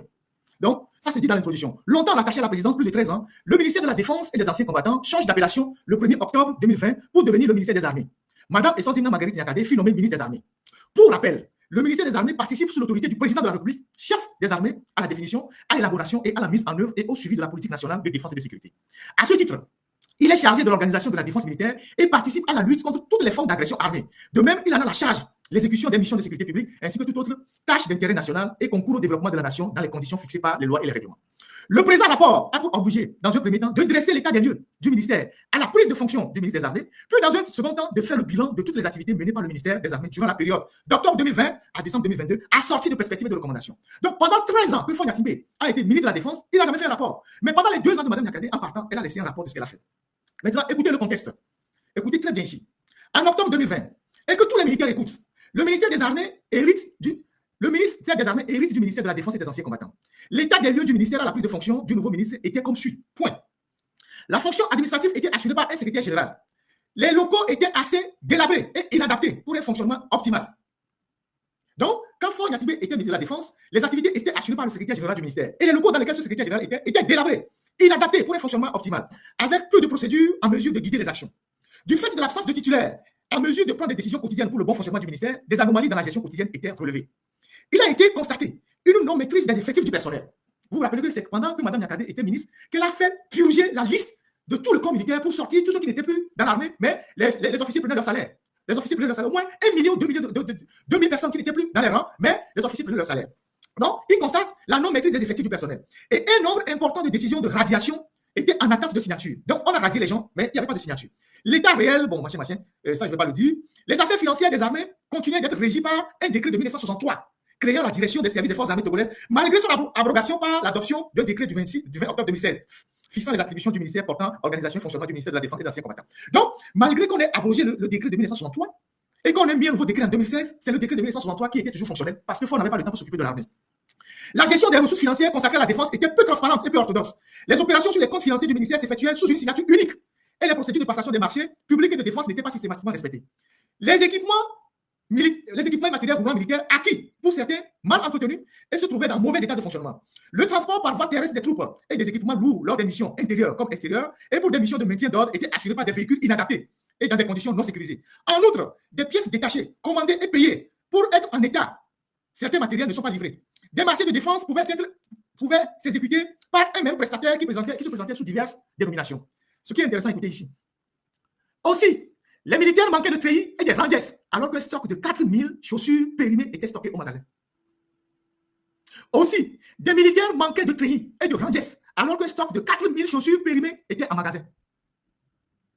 Et c'est elle qui a travaillé à mettre fin à tout ça. Par ailleurs, en l'absence d'hôpital militaire adapté, des médecins militaires bien formés par l'armée et très compétents offraient leurs services aux structures hospitalières civiles et aux cliniques privées, limitant ainsi leur concours aux prestations des soins à l'endroit du personnel militaire. Aujourd'hui, c'est le cas de Dr Lafia, où vous avez 80% de personnel de Dr Lafia qui sont des militaires, médecins militaires, alors que leur rôle, c'est d'être dans les casernes pour soigner les militaires. Aujourd'hui, ils sont employés par Mme Ingrid à Dr Lafia. Certains en cours de formation, d'autres qui n'ont même pas encore fini de formation. Ils sont tous là-bas à Dr Lafia. Et c'est eux qui font les mauvais trucs là-bas, les gens même à Dr Lafia. Parce que certains n'ont même pas encore fini de formation. Donc, elle le déplore ici en disant les militaires compétents, les médecins militaires compétents que l'État a formés, leur rôle, c'est de soigner les militaires dans les casernes. Aujourd'hui, ils sont dans les cliniques privées, là où ils font beaucoup d'argent.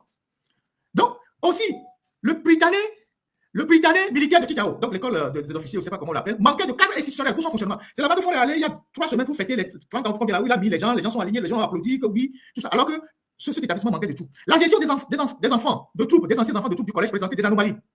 Des anciens élèves du collège continuaient de percevoir le salaire alors qu'ils étaient reconnus inaptes à la fonction militaire ou avaient démissionné des forces armées. l'ensemble d'un nombre de pratiques contre la bonne gouvernance constitue des entraves relativement à de graves et au bon fonctionnement du ministère, mais aussi à la sécurité nationale. Donc, je ne vais pas rentrer dans les détails, parce qu'il y a des choses sensibles. Elle a pris sur elle la responsabilité de prendre des tests, de prendre des règlements pour mettre fin à toute cette pagaille-là qui régnait dans l'armée et de redimensionner les choses. Certainement, peut-être qu'elle aussi, peut-être qu'elle a fait sa part, elle a fait ce qu'elle pouvait faire, elle n'a pas été peut-être exemptée de reproches, mais elle a fait beaucoup. Et c'est elle qui a fait les titres fonciers de toutes les casernes. Quand Mme Nyakate est arrivée, la plupart des camps et des brigades de gendarmerie n'avaient pas de titres fonciers. Au total, 185 titres fonciers ont été délivrés, ont été faits par Mme Nyakate aux casernes, aux brigades de gendarmerie, à toutes les bases militaires. C'est elle qui a fait ça. Avant elle, il n'y avait pas, les casernes n'avaient pas de titres fonciers, il n'y avait rien. C'est elle qui a fait ça. Elle a débloqué des situations, l'avancement, la question des retraités, des anciens combattants. Elle a fait énormément. Et le rapport est là. Et c'est elle seule qui, dans le gouvernement, qui a dressé un rapport de ce qu'elle a fait pour l'armée. Aujourd'hui, elle est en détention, et vous les militaires, vous êtes là. Quand elle était encore chef des ministres de la Défense, on a fait un recrutement. Et elle s'est rendue compte que le recrutement qui a été fait, il y avait au moins 2500 recrues qui avaient le niveau terminal et qui étaient en formation à Karaseni. Au moins 2500 recrues qui avaient le niveau terminal, alors que c'était les hommes de rang qui cherchaient. Et elle s'est dit, mais comment est-ce que des jeunes qui sont en terminale peuvent s'enrôler aussi massivement dans l'armée? Ça lui posait un problème. Alors, elle a fait tout, pendant que les jeunes étaient en formation, elle a dit, si ces jeunes continuent la formation, ils vont rater leur bac, au moins 2600. Elle a négocié avec les ministères qui organisent le bac, et on a créé une session spéciale, et on a permis à ces gars-là, pendant qu'ils étaient en formation, de passer le bac. Et cette affaire lui a créé des ennuis avec la hiérarchie militaire. Parce qu'à l'époque, le chef d'état-major et leurs gars sont venus la voir pour dire, mais ils ne peuvent pas accepter qu'on recrute dans les rangs de l'armée, c'est-à-dire subalternes, puisque c'est les troupes, des gens qui sont de niveau bac. Parce que ça va créer un problème pour l'armée demain. Des gens qui sont de niveau bac sont des gens déjà très intelligents, ils ont fait la philosophie, tout ça, qui ne veulent pas de ces gens dans l'armée. Elle leur a dit, mais l'armée de 2025, ce n'est pas l'armée de 1970, ce n'est pas l'armée de 1980. Les enjeux dans le monde aujourd'hui ont évolué. On a besoin des gens de certains niveaux dans l'armée. Et donc, elle s'est opposée à eux. Ils ont dit non, qu'il faut virer ces gens-là. Elle a dit non. Et dès qu'elle a quitté le ministère, ils ont pris un arrêté, ils ont viré les 2500 personnes de l'armée. Tous ceux qui étaient en formation, ils les ont virés. Parce qu'ils estiment que pour être dans les rangs, on n'a pas besoin d'avoir un niveau de ce genre. Parce que si vous êtes d'un niveau de ce genre, vous allez commencer par réfléchir. Ils les ont virés de l'armée. Et ils ont fait croire à ces enfants qu'ils ont virés que c'est elle qui les a virés. Alors que c'est elle qui s'est battue, qui leur a même permis de faire un bac en session spéciale. Il y a les ministères qui se sont occupés de ça, vous leur demandez. Donc, la hiérarchie militaire, continuez pas, dans la tête de la hiérarchie militaire, il faut continuer par recruter dans l'armée les gens qui ont le niveau CPD. Comme ça, ils vont les envoyer au champ. Les gens qui ont le niveau 4e, CPD, CE1, comme ça, ils vont les envoyer au champ. Et elle était confrontée à ces gens-là. Et dès qu'elle a quitté le ministère, ils les ont virés. Donc, voilà ce que cette dame a fait pour les militaires. Mais aujourd'hui, elle est en détention. Et vous êtes là, vous ne dites rien. Vous m'avez demandé de lutter pour vous, pour que votre chef corps ne vous envoie pas au champ. Moi, je n'ai pas la force. Hein. Ce n'est pas moi qui vais me battre pour vous, pour que votre chef corps ne vous envoie pas au champ. Le 8 décembre, là, quand les gens vont sortir, c'est vous qui allez les frapper encore. Le 8 décembre, quand les gens vont sortir pour manifester, si les gens sortent, c'est vous les militaires qu'on va les frapper. Et vous allez les frapper. Tout joyeux.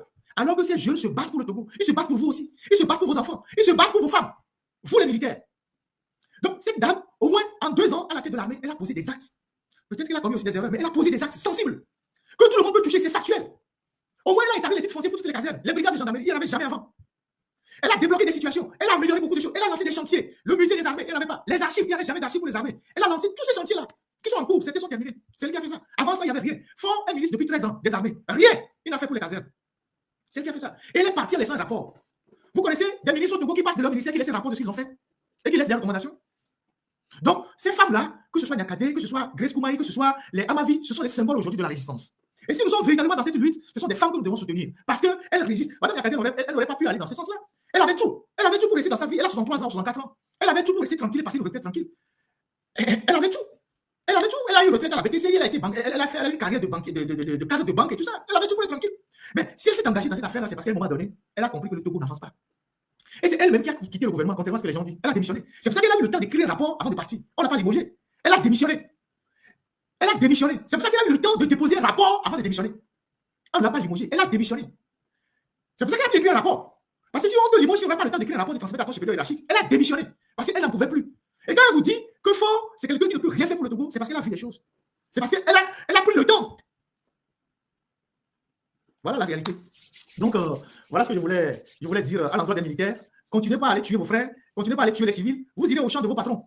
Vous serez les métaillers pour vos patrons. Vous serez là à aller chasser les souris pour vos patrons. Vous serez là à chasser les rats pour vos patrons. Pendant qu'eux, ils sont sous le manguier avec une bière diamant ou un vin que Fort leur envoie. Hein?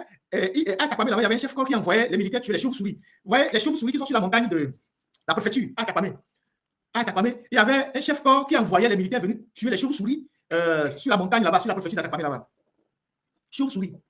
Et le chef, il est assis, il mangeait tranquillement avec les chauves-souris bien braisées, pendant que vous allez au champ pour lui. Voilà ce qui se passe au Togo.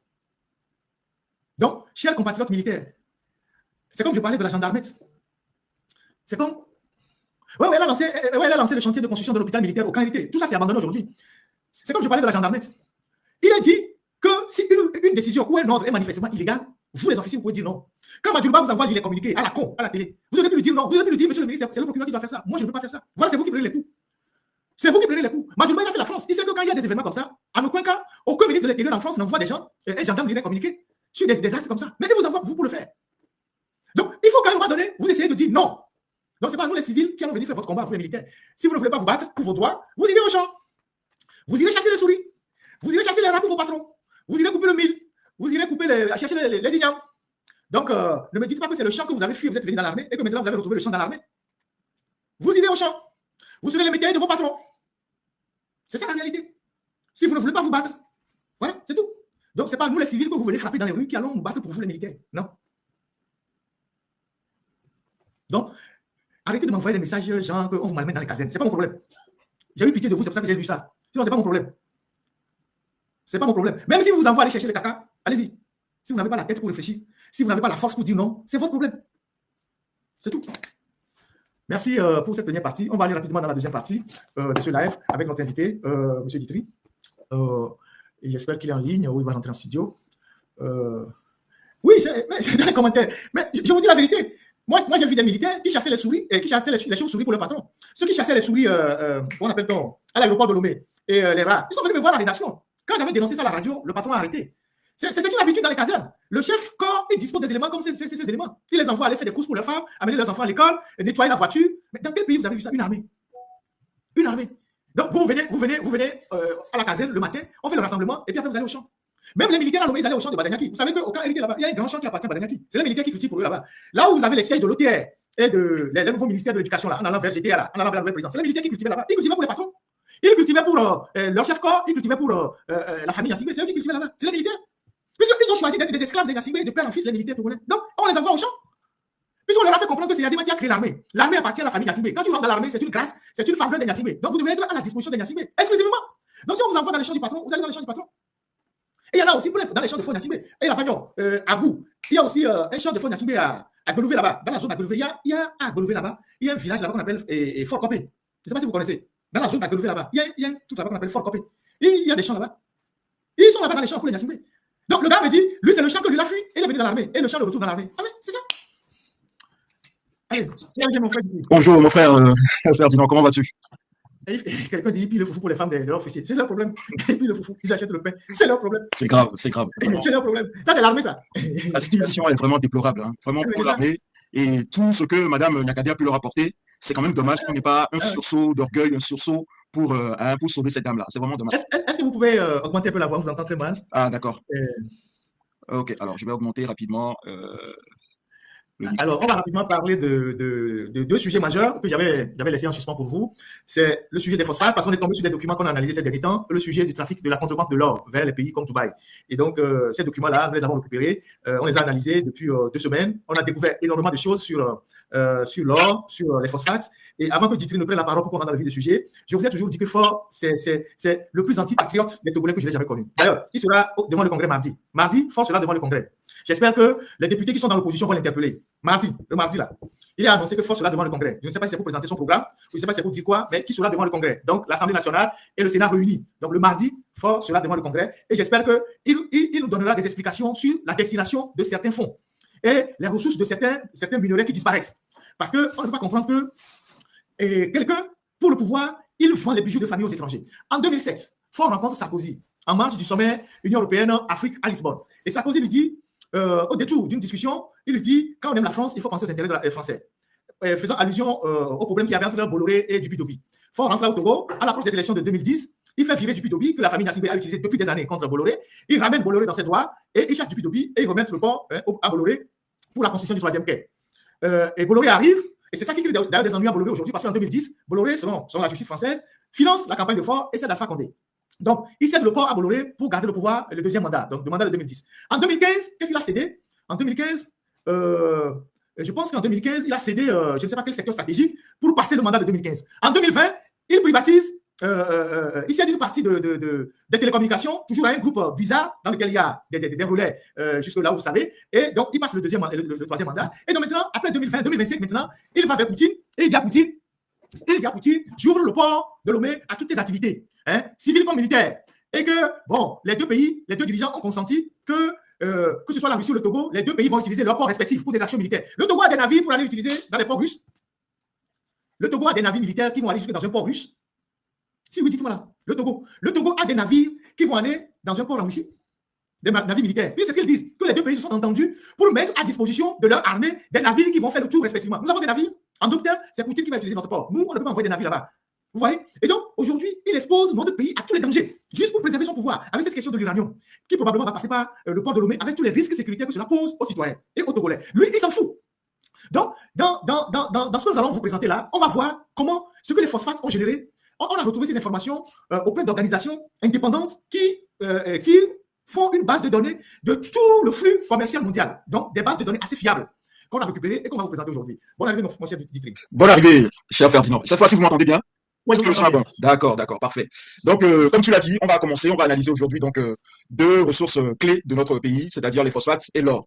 Et d'entrée, je peux dire que l'or, beaucoup de personnes ne savent pas que le Togo exporte de l'or, et encore à un niveau vraiment très élevé. Donc, on va vous révéler quelques informations aujourd'hui. Et nos amis qui sont sur TikTok n'écoutent pas. Ils n'entendent pas? Alors, je vais devoir crier encore un peu.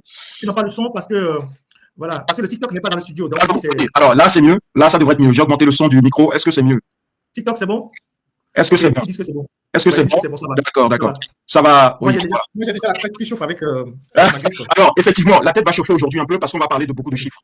Voilà, donc si la technique le permet, on va commencer donc par les phosphates, l'exploitation et l'exportation des phosphates. Oui. Voilà. On va beaucoup parler de chiffres et je vais essayer le plus possible de rendre ça le plus digestible possible à tout le monde. D'accord? Donc, on va parler. Vous pouvez monter aussi un peu la voix. Elle est toujours basse. Elle est toujours basse. Ah, d'accord. Ah, là, il va falloir que. Ok. Ce que je vais devoir faire, c'est ressortir et re-rentrer. Je vais sortir et remonter. Si ça ne vous dérange pas. Voilà, parce que là, la technique, si tu peux me descendre. D'accord. Donc, vas-y. Ça va. Vas-y. Ok, là, c'est bon. Là, c'est mieux. Ouais, ça, vas-y. D'accord, ça marche. Donc, on va parler des phosphates. Ouais. Donc, vous savez tous que le phosphate est le domaine privilégié de la SNPT, la Société nationale des phosphates du Togo, qui a quasiment le monopole de l'exploitation et de l'exportation de cette matière première. Si la technique peut mettre en grand déjà les premières images. Voilà. Ouais, merci beaucoup. Donc, la SNPT est une société donc, qui exploite le phosphate togolais et qui est détenue à 100% par l'État togolais. C'est très important qu'on le dise. 100% de la Société nationale des phosphates togolais est détenue par l'État togolais. Voilà, c'est ce qu'on remarque sur la deuxième image. Ça veut dire quoi 100%? Ça veut dire que normalement, l'État est le seul actionnaire de cette société-là. Et que quand cette société fait des bénéfices, l'État est le seul habilité à percevoir la totalité des bénéfices de cette société nationale. Voilà ce que ça veut dire. L'État est 100% actionnaire de la SNPT. Donc, la SNPT exploite et exporte essentiellement du phosphate carbonaté, une ressource stratégique pour notre économie. Et normalement, tout franc généré par cette entreprise publique devrait normalement contribuer directement au financement du budget national. Comme je l'expliquais tout à l'heure, étant donné que l'État est à 100% actionnaire de la SNPT, normalement, 100% des dividendes de la SNPT devaient normalement rentrer dans le budget national, dans la ligne recettes non fiscales et l'article dividendes. Voilà. Mais les chiffres de l'année 2022, là, on va essayer de s'attarder un peu sur la gestion 2022. La SNPT nous a déclaré avoir réalisé 157 milliards de francs CFA d'exportation de phosphate. D'accord? Et ce chiffre constitue donc la version officielle que la SNPT nous a déclaré au gouvernement. Cependant, lorsqu'on compare les données, on peut passer au second tableau, s'il vous plaît, technique. Voilà, donc là, vous voyez les chiffres que la SNPT a déclarés en 2022. 157 milliards de francs CFA. D'accord? C'est ce que la SNPT a déclaré avoir exporté de notre calcaire. D'accord? Ce calcaire appartient à tous les Togolais. Donc, normalement, ces 157 milliards de chiffre d'affaires, il doit y avoir une partie qui doit rentrer aux impôts et puis une partie qui doit normalement rentrer en tant que dividende. Directement dans les caisses de l'État. Donc, l'État doit normalement percevoir sur les 157 milliards-là une partie en tant qu'impôt, taxes et divers prélèvements obligatoires, mais également une partie en tant que dividende. OK? Maintenant, il se trouve que dans les données que nous avons recoupées d'autres organismes comme l'Observatoire de la complexité économique. C'est un observatoire de l'Institut de Massachusetts. Je pense que c'est cette organisation qui nous fournit aujourd'hui les données assez précises sur les transactions que le Togo fait avec les acheteurs. Et c'est une institution qui est née à l'université de MIT. MIT, exactement, l'université américaine. Tout le monde connaît le sérieux, la célébrité de cette université MIT. Et c'est une organisation qui compile les bases de données du commerce mondial. Et donc, qui ont véritablement des éléments précis sur ce que les pays font, importent ou exportent sur le plan international. Donc, c'est cette organisation qui est liée à MIT qui nous fournit ces éléments que nous voulons décrypter aujourd'hui. C'est sur ces documents que nous sommes tombés. Exactement. Donc là, comme vous pouvez le voir sur le deuxième encadré, la SNPT nous a déclaré avoir fait exporter le phosphate vers l'Inde, la Bulgarie, l'Australie et la Nouvelle-Zélande. L'Inde étant notre principal client. D'accord? Je résume. Les pays auxquels le Togo vend principalement les phosphates, c'est l'Inde, c'est la Bulgarie, c'est l'Australie, c'est la Nouvelle-Zélande et parfois, c'est l'Afrique du Sud. Exactement. Donc, on peut passer au prochain tableau. Et quand on va consulter donc les données de l'observatoire là, de la complexité économique, c'est le prochain tableau. Hein. Voilà. Vous pouvez descendre un tout petit peu. Il faut baisser un petit peu. Voilà, descendre un peu Voilà. Ça, c'est des données très importantes. Voilà. Voilà. Et donc, ces données nous révèlent quoi? Qu'au lieu de 157 milliards que déclare la SNPT, en réalité, ceux vers qui elle dit avoir exporté ce phosphate, eux déclarent avoir payé ce phosphate pour un total de 232,3 milliards de francs CFA. Donc, on a un différentiel là déjà, avec cette première source de données, on a un différentiel de 74 milliards de francs CFA. C'est-à-dire, il y a 74 milliards qui sont portés disparus. Qui sont portés disparus. Voilà. Donc, je résume en français facile. Voilà.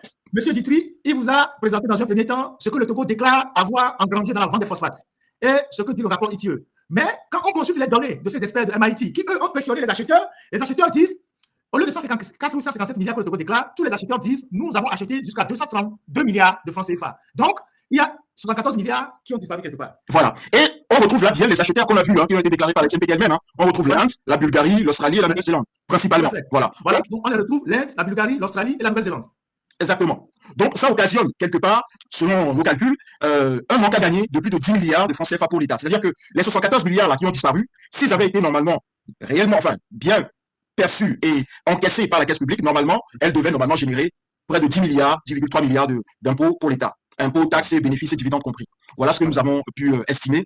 Mais ce n'est pas fini. On est parti consulter aussi une autre base de données. Celle-ci, c'est la base de données de l'ONU. Donc, ONU Comtrade, donc c'est la suite. La Comtrade. Voilà. C'est l'image suivante. C'est l'image suivante. Voilà. Donc, on va aller posément aujourd'hui pour que les gens comprennent bien.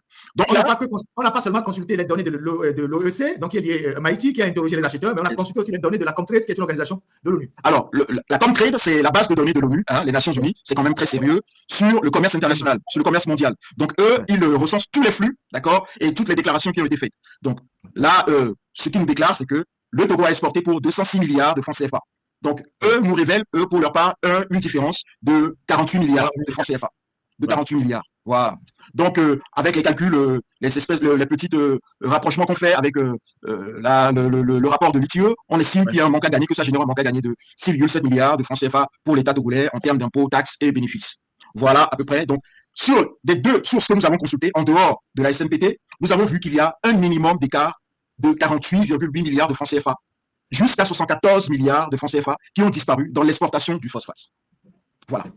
En 2022. En 2022. Voilà.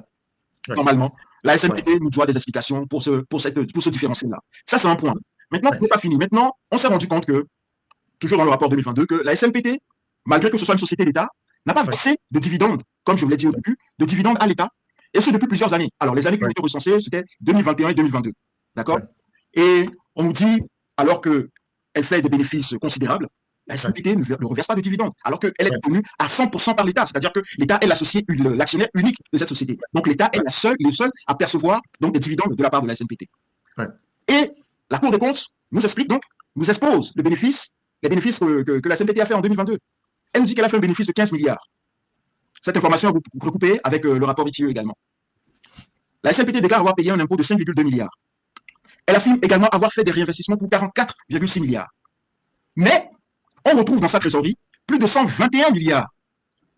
Alors, on estime que la Cour des comptes nous dit que cette trésorerie a doublé d'une année à l'autre. C'est-à-dire que d'une année à l'autre, la SNPT a généré suffisamment de liquidités pour pouvoir renflouer sa trésorerie du double. Cependant, elle ne paie pas de dividendes à l'État. Elle ne paie pas tous les impôts qu'elle doit. Vous voyez? Donc, on estime que normalement, ce genre de choses, c'est de la rétention de liquidité. Parce que normalement, la trésorerie, elle sert à quoi? Si on va essayer d'expliquer aux gens. La trésorerie, elle sert en fait à permettre, elle sert à couvrir les dépenses courantes d'une entreprise. Par exemple, une entreprise qui fonctionne normalement au cours de l'année, avant d'arrêter ses comptes, elle a toujours besoin de sortir et de rentrer d'argent, d'accord? C'est ce qu'on appelle le besoin de fonds de roulement, ok? Donc, souvent, c'est pour payer les fournisseurs ou parfois subvenir à des imprévus, des choses comme ça. Mais il se trouve que quand la SNPT est partie consulter, d'accord, les états financiers de la SNPT, la dette fournisseur qui était, c'est-à-dire le vrai besoin de financement dont la SNPT avait besoin en 2022, était de 5 milliards. 5 milliards. Or, on retrouve dans la trésorerie 121 milliards de liquidités. Donc, il y a une vraie anomalie là. C'est-à-dire qu'il y a peut-être plus de 116 milliards de trop qui sont en liquide dans la trésorerie et dont on n'explique pas pourquoi c'est détenu dans la trésorerie et pas versé à l'État, ni à titre d'impôt, ni à titre de dividende. Donc là, vous allez voir sur le tableau qui est à l'image que ça, c'est un tableau de la Cour des comptes, qui est issu du rapport de la Cour des comptes de 2024 sur l'exercice 2022. La Cour des comptes donc fait une rétrospective depuis 2021 jusqu'à 2022 et se rend compte qu'en 2021, il n'y a pas eu de versement de dividendes. Et en 2022, la SNPT avait prévu de verser 3 milliards de francs CFA à l'État en termes de dividendes, mais au terme de l'année, elle n'a rien versé. 3 milliards, c'est très important. C'est une grosse... J'espère que les députés qui sont à l'Assemblée nationale interpelleront M. Fonia Singbe le mardi prochain quand il sera devant le Congrès. Puisqu'il passe devant le Congrès, ils vont lui demander les comptes sur la destination des milliards de la SNPT, donc des phosphates togolais qu'on exploite dans les zones qui sont relativement très pauvres, comme la zone de Vaughan, la zone de Tchévier, Paumé, tout ça, où les populations ont perdu leur terre, et les phosphates qui sont gérés par les Israéliens exclusivement, avec un directeur général, M. Kézié, qui est à la retraite depuis plus de 5 ans et qui est payé à plus de 10 millions par mois, et avec des chefs de division qui sont à la retraite, mais qui sont encore réengagés, qui gagnent 6 millions, 7 millions, 8 millions par mois, alors que toute la zone d'exploitation des phosphates ressemble à une zone de guerre. Les gens ont perdu tout, les dégâts sur le plan environnemental, ils ont perdu les terres, il n'y a pas d'école, il n'y a pas de route, il n'y a absolument rien dans cette zone-là, alors qu'il y a des milliards qui disparaissent et c'est Fonia Singbe seul qui est responsable de ce secteur-là. N'oubliez pas que, j'avais fait un live, je vous avais dit, Fonia Singbe est rentré dans cette histoire des phosphates depuis 2022. 2002, quand il a pris le ministère, le super ministère des mines, des postes et télécommunications. En lieu et place, je pense, en quelque chose comme ça. Et c'est à partir de ce moment-là qu'il a fait une mainmise sur les phosphates. Et depuis, il gère les phosphates de façon totalement opaque. Et comme son père aussi le faisait, son père avait ses conseillers israéliens, donc Maurice Assor, qui était là, qui gérait aussi les phosphates. Et une des maisons dans laquelle Maurice Assor vivait, sur le boulevard du Mono là-bas, à côté du ministère de la Sécurité, cette maison appartient aujourd'hui à Fonia Singbe. En face de là où il y a plein de restaurants sur la plage, c'est une des maisons de Fonia Singbe. Et donc, il a aussi ces Israéliens qui sont les Ederi, qui gèrent en réalité les phosphates. Donc, il a concédé les phosphates aux Israéliens pour sa sécurité. Donc, c'est ça. Quand je vous dis que Fort, il est prêt à tout pour le pouvoir. Il donne le port à celui-ci, il donne les télécoms à celui-ci. Il vend. C'est-à-dire, c'est le père de famille qui est là. S'il a un problème, il dit bon, qu'est-ce que je n'ai pas encore vendu pour ma sécurité ou ma santé? Bon, j'ai des terrains ici, je vends. Il consulte personne. J'ai un champ ici, je vends. J'ai des bœufs ici, je vends. Il prend tout, il vend pour sa sécurité. Et donc, les phosphates, il les a cédés aux Israéliens pour sa sécurité. C'est pour ça que les recettes des phosphates n'ont pas de traçabilité au trésor ou dans le budget de la République. Et pourtant, les phosphates génèrent des milliards et des milliards. Donc, tout cet argent disparaît. Au détriment du peuple togolais, au détriment de la région où les phosphates sont exploités, au détriment de l'ensemble des citoyens. C'est ça la réalité. C'est ce que les Togolais doivent comprendre en français terre à terre. C'est-à-dire que sous le magistère de Fonia Singbe, l'argent des phosphates disparaît mystérieusement. Allez-y, monsieur Ditry. Exactement, exactement. Et là, si la technique peut lever un peu l'image, passez, voilà, vous pouvez monter un tout petit peu, monter un peu, on va voir l'image en dessous complètement. La technique, est-ce que vous pouvez, voilà, monter encore un tout petit peu, encore un peu. Je voudrais bien montrer le décalage entre donc ce que la SNPT a déclaré donc à l'ITIE, voilà, ce que la SNPT a déclaré à l'ITIE en 2022. Donc l'argent est là, c'est-à-dire que dans la caisse, vous avez 121 milliards, mais également le détail de tous les bénéfices, voilà, qui a été déclaré à l'ITIE avec zéro dividende.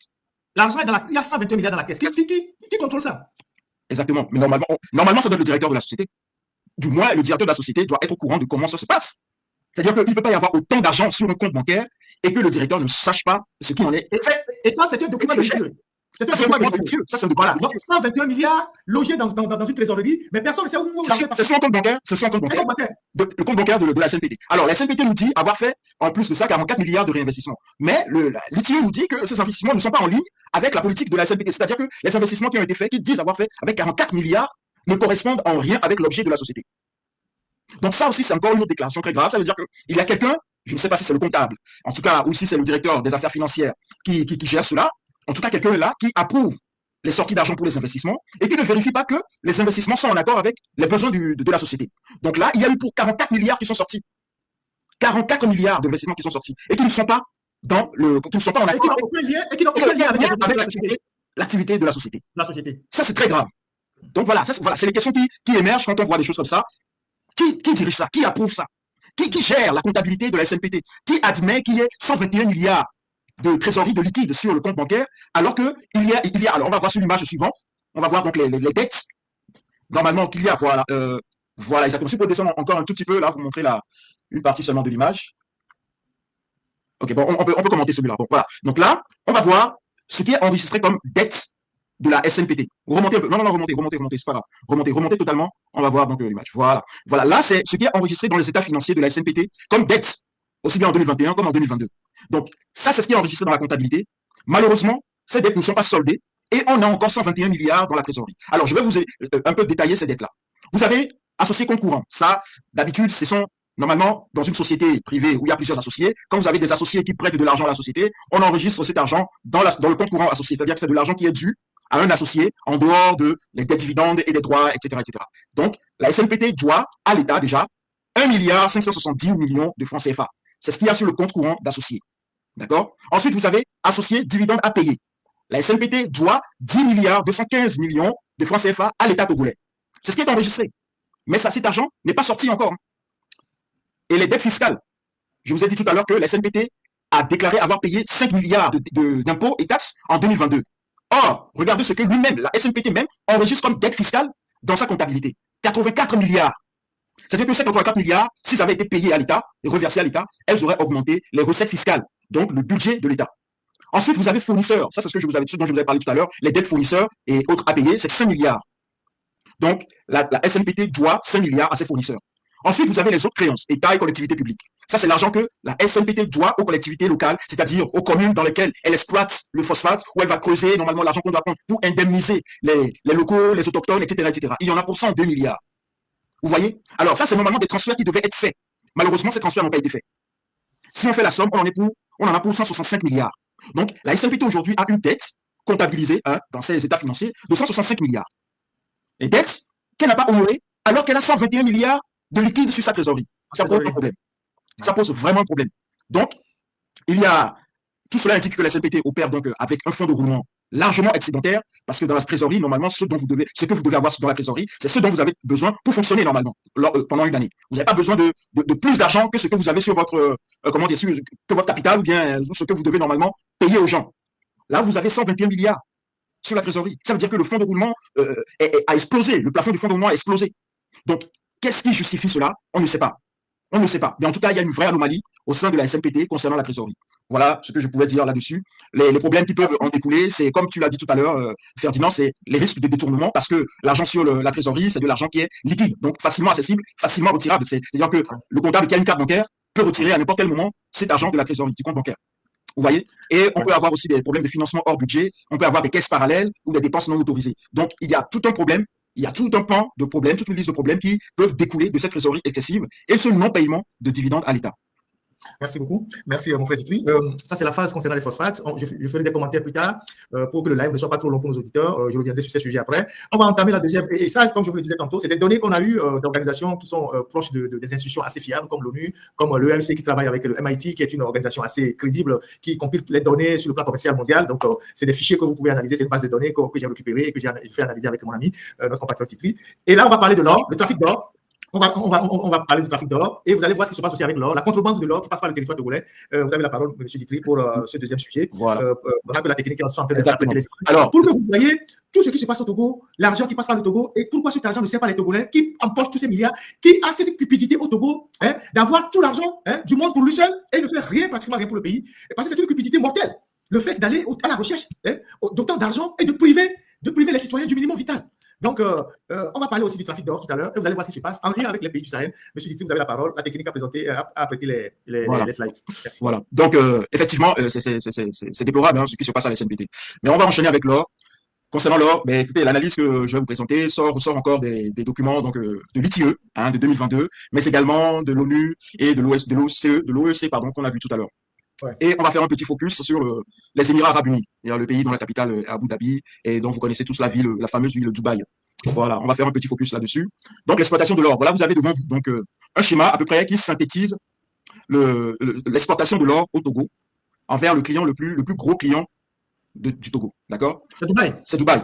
Les Émirats Arabes Unis. Les Émirats Arabes Unis. Et quand on voit le rythme de visite à Dubaï, on se pose des questions sur ce qu'on va vraiment négocier à Dubaï. Bien sûr. Donc, Et- la destination de l'or qui passe par le Togo, c'est Dubaï. Et c'est bien, c'est important pour cela de rappeler d'ores et déjà quelques relations entre les Émirats Arabes Unis et les pays entre le Togo et Dubaï et quelques pays limitrophes de Dubaï, enfin des Émirats Arabes Unis. Déjà, on sait qu'il y a eu en 2020 une exposition sur la journée nationale du Togo. Donc, on peut s'interroger sur qu'est-ce qui s'est joué là-bas, quel était l'enjeu exactement, d'accord? Parce que est-ce que le Togo produit, a un produit qu'il exporte principalement vers les Émirats Arabes Unis pour avoir cette exposition-là? Moi, je ne pense pas. À part l'or, je ne vois pas quel autre produit peut être vraiment. Voilà. Donc, ça interroge. Ensuite, on sait qu'il y a eu plusieurs rencontres entre Faure Gnassingbé, le prince héritier d'Abu Dhabi, Cheikh Mohamed bin Zayed, et que celui-ci a d'ailleurs construit la plus grande centrale solaire de la sous-région, Blida, qu'il a financée à hauteur de 35 milliards de francs CFA. Donc, on nous dit que c'est une initiative personnelle du prince. Et il est même venu au Togo. Je me rappelle qu'il y a eu donc cette visite-là où il est venu. Je ne sais pas s'il est parti à Blida, mais en tout cas, il est venu. On nous a fait une grosse opération de communication là-dessus. Ensuite, dans nos recherches, on s'est rendu compte qu'il y a une holding, Exclusive Line International Oil and Gas, qui se trouve dans le pays limitrophe, le Sultanat d'Oman. Voilà. Donc, et cette holding a été, nous apprend certains quotidiens togolais, que cette holding a été fondée par l'ex-député Abira Bonfo. Voilà. Donc, la société est spécialisée dans l'ingénierie financière, dans les conseils et tout ça. Et non seulement elle est basée dans le sultanat, alors Madame Bonfo, qui est une ex-députée, va créer une société financière dans le sultanat d'Oman alors qu'elle est résidente du Togo. Et en plus de cela, elle crée des succursales à Milan, à Brazzaville et à Abidjan alors qu'elle est résidente au Togo. Donc ça interroge. Voilà, ça interroge. Et l'autre, elle veut créer son entreprise. Elle ne crée pas l'entreprise au Togo. Elle ne va pas à CFE au Togo. Elle va créer l'entreprise à Oman. Sultanat d'Oman. D'accord. Pour faire de l'ingénierie financière. Voilà. Okay, donc c'est des prises de participation dans d'autres entreprises. Les holdings, vraiment, ça gère vraiment que de l'argent. C'est vraiment que du financier et ils n'ont pas d'activité industrielle en tant que telle. Donc, j'imagine que cette société va investir dans beaucoup de sociétés minières, comme le nom de la société l'indique, Oil and Gas. Donc, société pétrolière ou société gazière, etc. Aussi bien au Congo, en Côte d'Ivoire qu'en Italie. Donc, voilà, suivez mon regard. Qui est-ce qui va régulièrement en Italie et surtout à Milan? Nous le connaissons tous. Donc, pour revenir et qui est-ce qui va régulièrement aussi à Brazzaville? On le connaît aussi tous. On connaît aussi tous. Voilà. Donc, voilà, sur la carte, vous voyez une première image du Togo. Cette image-là, je tenais déjà à l'expliquer. En 2016, la Banque mondiale a financé à hauteur de 10 milliards de francs CFA un projet de développement et de gouvernance minière au Togo.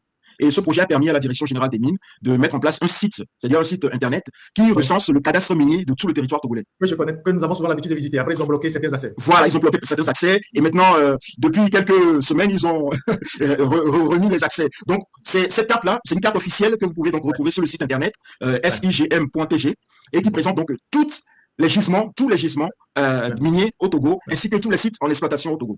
Et c'est donc de ce site internet gouvernemental que nous avons pu trouver toutes les villes, toutes les préfectures où sont exploités de l'or. Donc, comme vous pouvez le voir, tout en haut de la carte, il y a marqué or, or, or. Alors, il faut savoir que dans le Tone, dans la préfecture de Tone, il y a de l'or qui est exploité. Dans la préfecture de Saint-Cassé, il y a de l'or. Dans la préfecture d'Assoli, il y a de l'or. Dans la préfecture de Bassar, il y a de l'or. La préfecture de Tchaoudjo, préfecture de Djoufelgou, préfecture de Blita, préfecture de l'Esmono, préfecture d'Agné, préfecture d'Akebou, préfecture de Wawa, préfecture d'Amou, préfecture de la Kosa. Dans toutes ces préfectures, il y a de l'or qui est exploité. Voilà. On ne sait pas à quelle quantité. On ne sait pas si c'est artisanal, mais sur le site du ministère, sur ce site-là, ils ont mis tous ces endroits comme des endroits où on exploite de l'or. Voilà. De toute façon, l'or n'est pas exploité de façon industrielle. C'est très rare que l'or soit exploité de façon industrielle. C'est toujours de façon artisanale ou semi-industrielle. Et c'est les images que vous voyez beaucoup circuler, où vous avez des hommes et des femmes qui sont dans le lit de la rivière et qui tamisent l'eau, la boue pour pouvoir retrouver. Donc, mais ce qu'on appelle au Ghana les galamsey. Et donc, ça, c'est une carte du ministère même des mines du Togo. Exactement. Ça, c'est une carte du ministère des mines du Togo. Voilà. Et donc, l'organisation des Nations Unies. S'il vous plaît, rappelle le nom du site pour nos éditeurs, ceux qui le demandent. Alors, le site s'appelle sigm.tg. sigm.tg. Si quelqu'un peut l'écrire dans les commentaires. Quelqu'un peut l'écrire dans les commentaires. sigm.tg. C'est le nom du site. C'est le nom du sigm.tg. C'est un site qui a été financé par la Banque mondiale pour que le Togo puisse faire son cadastre minier. Voilà, c'est un site que nous, les journalistes, on avait l'habitude de visiter, d'aller chercher des informations. Après, ils l'ont bloqué. Et puis, je pense que maintenant, ils ont encore ouvert. Voilà, exactement. SIGM, voilà. Donc, l'Organisation des Nations Unies pour le développement industriel nous a révélé que le Togo est devenu une plaque tournante de l'or de contrebande venue du Burkina Faso et du Ghana, en raison des faibles taxes togolaises sur les pierres précieuses. Alors au Togo, il y a une petite taxe de 4,5%, qui est une taxe qu'on appelle la taxe de sortie sur tout ce qui est, trafic légal de l'or.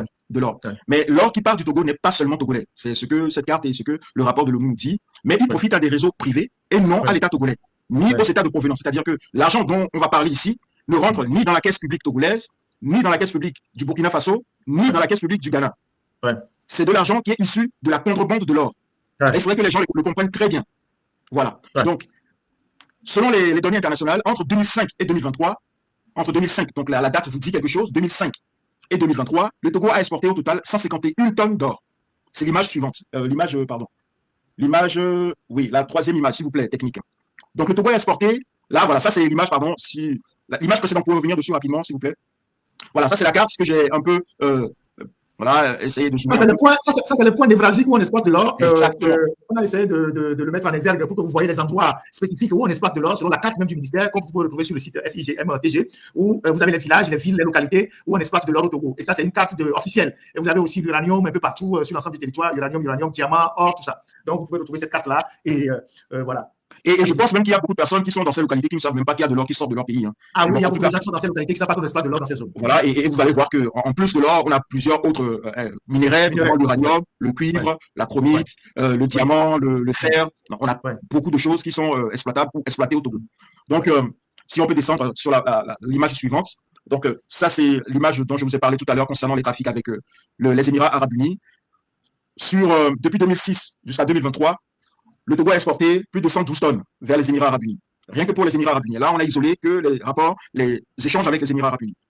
112 tonnes pour un montant total de 5,8 milliards de dollars, soit 3 266 milliards de francs CFA. Je répète. Presque la dette du Togo. 3 266 milliards, exactement. Presque la dette du Togo, mais c'est quasiment 3 ans de budget de l'État togolais. Ouais. 3 ans de budget de l'État togolais, sans les dons et sans les prêts. Ouais. Voilà. Donc, en 20 ans, de 2005 à 2023, 2006 à 2023, oui, le Togo a exporté 112 tonnes d'or vers les Émirats Arabes Unis. Voilà. Ça, c'est que le voilà. Pour 5,8 millions de dollars. Milliards de dollars. Milliards de dollars. Donc, ça fait 3 266 milliards de francs CFA. Énorme. Énorme, très énorme. Mais l'image suivante, on va voir ce que toute l'exportation nous a rapporté, en tout cas a rapporté à certaines personnes. Entre 2005 et 2023, là, cette fois-ci, c'est 151 tonnes qui ont été exportés vers l'extérieur. Alors, dedans, on a des pays comme le Liban, on a des pays comme la France y est, on a la Suisse, la Turquie, les États-Unis. Alors, la Turquie, la France, la Suisse, c'est les petits, voilà, c'est pas les plus gros clients, mais les plus gros clients, jusqu'en 2016, le plus gros client, c'était le Liban. Mais j'imagine qu'après la chute de, comment il s'appelait, l'ancien Premier ministre Lassisi, c'était en 2016, non, 2015.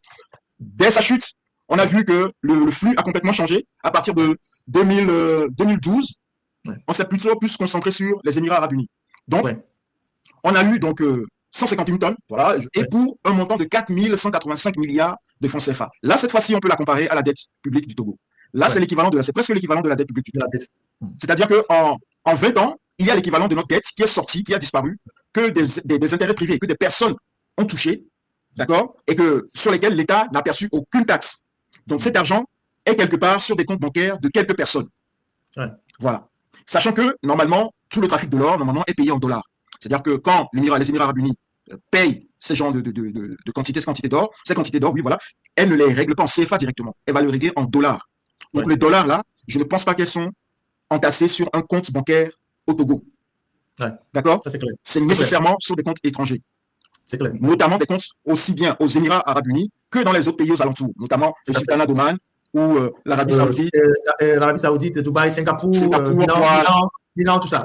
Ils acheminent les fonds partout. Voilà, c'était l'intérêt. C'était pour cette raison que j'ai insisté tout à l'heure sur les relations entre le Togo et certaines personnes, entre certaines personnes au Togo et les Émirats Arabes Unis. C'est parce que l'argent perçu en contrepartie de cette contrebande de l'or, c'est en dollars, c'est en devises que cet argent est perçu. Ce n'est pas en CFA. D'accord ? Donc cet argent dort quelque part sur des comptes étrangers. Peut-être très peu ont été échangés contre des CFA et sont rapatriés au Togo, mais la plupart dort sur des comptes étrangers. Donc il faut suivre les personnes qui se déplacent régulièrement à l'étranger pour comprendre l'intérêt qu'ils ont à aller là-bas. Donc, malgré les 4 185 milliards de francs CFA générés par l'or en 20 ans, on ne remarque pas dans les comptes publics de l'État des traces de recettes proportionnelles à ces montants-là. Et c'est précisément ce que le rapport de l'ITIE 2022 nous dévoile.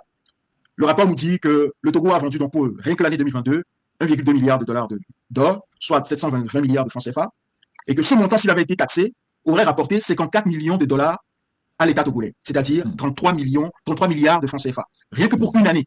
Rien que pour une année, si l'or là avait été appréhendé, l'État aurait pu toucher 33 milliards de francs CFA, rien que pour une année.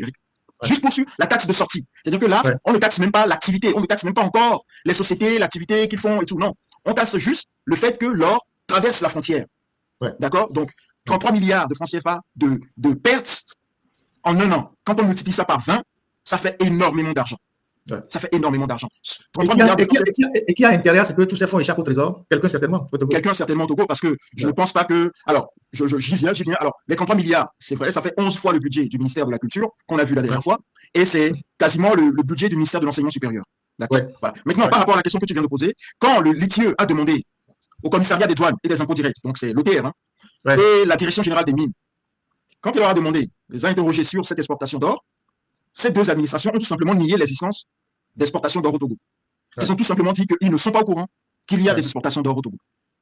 Et la DGM, la direction générale des mines, est même partie jusqu'à dire qu'elle ne savait même pas qu'il existait une taxe de 4% dont je vous ai parlé là, la taxe de sortie, qu'il existait une taxe de sortie au Togo qui frappe les pierres précieuses. Donc, quelque part, on a au Togo un système de contrôle qui est complètement défaillant. C'est pas défaillant. Ou complice. Le directeur des mines à l'époque, de la direction générale des mines, c'est un certain M. Quenbertan. Il est passé entre-temps, il est resté pendant longtemps à ce poste-là, et puis après il est passé directeur de cabinet de ce ministère. Et c'est un ministère souvent qui a été contrôlé directement par Fonia Sibé lui-même, et accessoirement par Barquet, et les réseaux des Tamipi, tout ça. C'est ces gens-là qui, autour de fois, contrôlaient vraiment ce ministère depuis 20 ans. Donc, l'OTR sait très bien qu'il y a des quantités d'or qui quittent le Togo, mais l'OTR ne peut pas se mêler de cette histoire-là parce que c'est une histoire assez sensible qui est gérée depuis le haut sommet de l'État. Donc voilà ce que moi je pense. C'est que dans ce système-là, vous avez Baké, vous avez Danipi, vous avez Fort lui-même au centre, vous avez Benbertan, tous ces gens-là. Je ne sais pas si Benbertan est encore là-bas. Je pense qu'il est passé directeur de cabinet, s'il n'est pas député maintenant. Voilà des gens qui savent ce qu'ils font comme contrebande au Togo et l'argent que ça rapporte et ce qu'ils empochent sur le dos de la République. Exactement. C'est-à-dire que c'est impossible pour ces gens-là, en 20 ans, de dire qu'ils ne savent pas ce qui se passe au Togo. D'autant plus que nous avons un rapport de l'ONG Suicide, dont on a déjà parlé, qui nous dit que cet or dont on a constaté le trafic illégal, cet or arrive au Togo par voie terrestre, mais qu'il sort du Togo par avion et qu'il va du Dubaï par avion. Ouais, c'est-à-dire, l'or dont on parle arrive au Togo par voie terrestre, donc du Ghana, du Burkina, peut-être accessoirement du Mali ou du Niger, on ne sait rien. Mais pour ressortir du Togo, l'or repart du Togo par les voies aériennes. Donc, l'or sort par le cordon douanier. Donc, il y a des contrôles à l'aéroport. Quand l'or quitte le Togo pour Dubaï, l'or part par l'aéroport, donc par Éthiopienne. C'est tellement parce que c'est Éthiopienne qui fait la liaison Lomé-Addis Dubaï. Et donc l'or part de Lomé. Et donc, il y a des contrôles à l'aéroport. Il y a des contrôles de la police, de la douane, tout ça à l'aéroport. Donc, l'or ne peut pas quitter le Togo sans aucun contrôle. Exactement. Donc, très important. Voilà encore une information qu'on vient de donner. Il est important que nos amis, les douaniers, s'ils ont un minimum de conscience professionnelle, qu'ils non les gourmets. Non, dites-le, il ne faut pas les interpeller. Eux ne feront rien. Eux, ce sont des exécutants. Si quelqu'un passe à la frontière aérienne avec une mallette d'or, le douanier ne dira rien parce que cette personne-là, on va lui donner un sauf-conduit. Donc, il va passer directement. Le douanier ne va même pas fouiller sa valise, il ne dira rien. Parce que l'ordre est venu d'en haut de laisser passer la personne. C'est comme ça que ça se passe. Donc, ces douaniers-là, qui sont à l'aéroport, ces policiers, eux n'en sont absolument pour rien. À la limite, si tu ne fais pas attention, tu veux fouiller une valise, on va t'arrêter. Donc, eux, ils connaissent. Et puis, à l'aéroport, ils savent par où ces valises passent. C'est tellement VIP. Donc, on sait que dans cette valise, il n'y a pas de contrôle. La valise monte directement dans l'avion. Et on peut même aller plus loin en citant toutes les personnes ou toutes les personnalités qui passent par l'aéroport sans contrôle ou avec un laissez-passer. Et souvent, c'est des personnalités. Il n'y a pas que seulement de l'or qui passe par le Togo, il y a le diamant. Je disais la dernière fois qu'il vient de la Sierra Leone par des vols d'une compagnie que je ne vais pas citer ici régulièrement et de Lomé sous diamant et repart ailleurs. Peut-être que les États-Unis ont toutes ces informations, c'est pour ça qu'ils classent le Togo sur la liste des États voyous. Parce que bien sûr. de Zender, il y a des petits avions qui viennent régulièrement Lomé venant de Zender. Zender, c'est le Niger. Et il y a des avions qui atterrissent à Yamoussoukro régulièrement. Qu'est-ce que ces avions, ces aéronefs transportent qui viennent régulièrement dans notre pays? Donc, tout ça, c'est certainement que c'est documenté. Il n'y a pas d'avion qui vole si on ne sait pas. Tous les avions qui volent, au moins, on sait que de tel endroit à tel endroit, il y a un avion qui a fait la navette. Parce que même nous, les journalistes, on peut traquer les avions facilement. Donc, l'aéroport de Lomé reçoit des avions qui viennent régulièrement de Zender. L'aéroport de Yamoussoukro reçoit des avions. Donc, le Togo est devenu une plateforme de contrebande de la région. Donc, peut-être que les Américains ont ces informations. C'est pour ça que, bon, ils classent le Togo sur la liste des États voyous. Ça ne m'étonnerait pas. De toute façon, vous savez, alors, sur cette liste-là qui était sortie et dont tu as parlé récemment, on trouve notamment la Birmanie, le Venezuela. On sait que ces pays-là, la Libye, on sait que ces pays-là, c'est des plaques tournantes de trafic d'or, mais c'est également de substances, comment dire, de drogue. Et je précise que le Togo a même déjà été appelé dans un rapport d'Interpol où on a on a directement nommé certains dirigeants comme responsables qui couvrent certains trafics illégaux, de trafic de stupéfiants au Togo. Il y a même certains dirigeants qui ont des champs de pavoine ou des champs de hashish ou des champs de choses comme ça au Togo. Donc, ça ne m'étonnerait pas qu'ils aient toutes ces informations-là. Aujourd'hui, nous montrons, en tout cas à nos compatriotes, que le Togo, aujourd'hui, est une plaque tournante de toutes sortes de trafics illégaux. Alors, on connaissait déjà les trafics de drogue. Aujourd'hui, vous savez que le Togo aussi, une plaque tournante du trafic illégal d'or. Voilà. Maintenant, on va ajouter maintenant l'uranium. Et on va maintenant ajouter l'uranium qui vient du Niger. C'est de la contrebande. Quand vous avez des sociétés, vous avez une société et un État qui sont en litige et que le litige n'est pas encore réglé et que l'État fait forcing pour vendre cette marchandise-là, c'est une marchandise de contrebande. Et quand vous acceptez que cette marchandise transite par votre territoire, c'est que vous êtes complice de la contrebande. Donc, je pense que ce qui intéresse nos dirigeants, c'est de capter l'argent de partout. C'est de capter l'argent, je ne sais pas ce que ça leur rapporte comme commission, mais de capter de l'argent de partout pour asseoir le plus longtemps possible leur régime, parce qu'il faut nourrir les réseaux, il faut entretenir les diplomates, il faut entretenir tous ceux qui soutiennent ce régime-là, les gens, les sommets bidons qu'il faut allouer comme le prochain sommet de panafricanisme, ils vont mouiller beaucoup de participants qui vont arriver. Il y a les avocats qui ont une conférence à Lomé à partir du 3, sont attendus plus de 800 avocats. Je ne sais pas si c'est seulement les cotisations de ces avocats qui vont les amener à Lomé.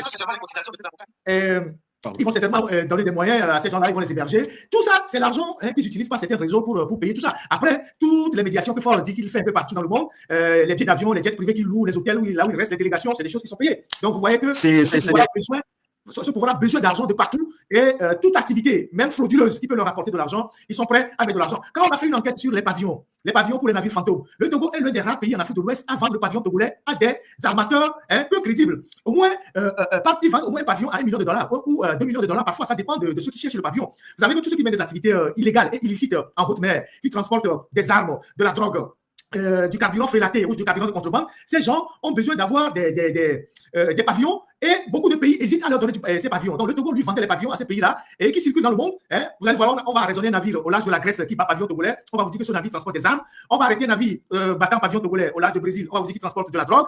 Et donc, tous ces pavillons sont vendus. C'est pour ça que quand vous voyez par exemple les secteurs comme quand le Togo criait, nous faisons de la sécurité maritime, on fait les sommets. Tout ça, c'est pour faire du trafic qu'ils faisaient tout ce bruit-là. Voilà ce qui se passe dans notre pays. Alors, on va conclure. Alors, c'est non seulement du trafic, mais aussi un circuit, un schéma de blanchiment d'argent, blanchiment d'argent international. Donc, voilà, pour conclure, donc, on vient de vous montrer aujourd'hui les circuits de trafic illégal d'or, mais également de trafic de phosphate non déclaré. Donc, j'espère aujourd'hui que vous allez pouvoir prendre conscience de tout cela, ceux qui nous écoutent, et essayer d'interpeller votre conscience et sortir massivement le 8 prochain. Moi, je veux toujours rappeler ça. Je veux aussi dire aux nôtres que tout ce que nous vous exposons ici, ce ne sont pas, comment dire, des choses fortuites. C'est pas comme si c'est quelque chose qui est arrivé au hasard.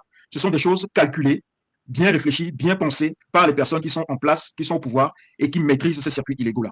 Ils savent très bien ce qu'ils font. S'ils s'enrichissent, ils savent très bien qu'ils le font sur le dos de la misère des Togolais.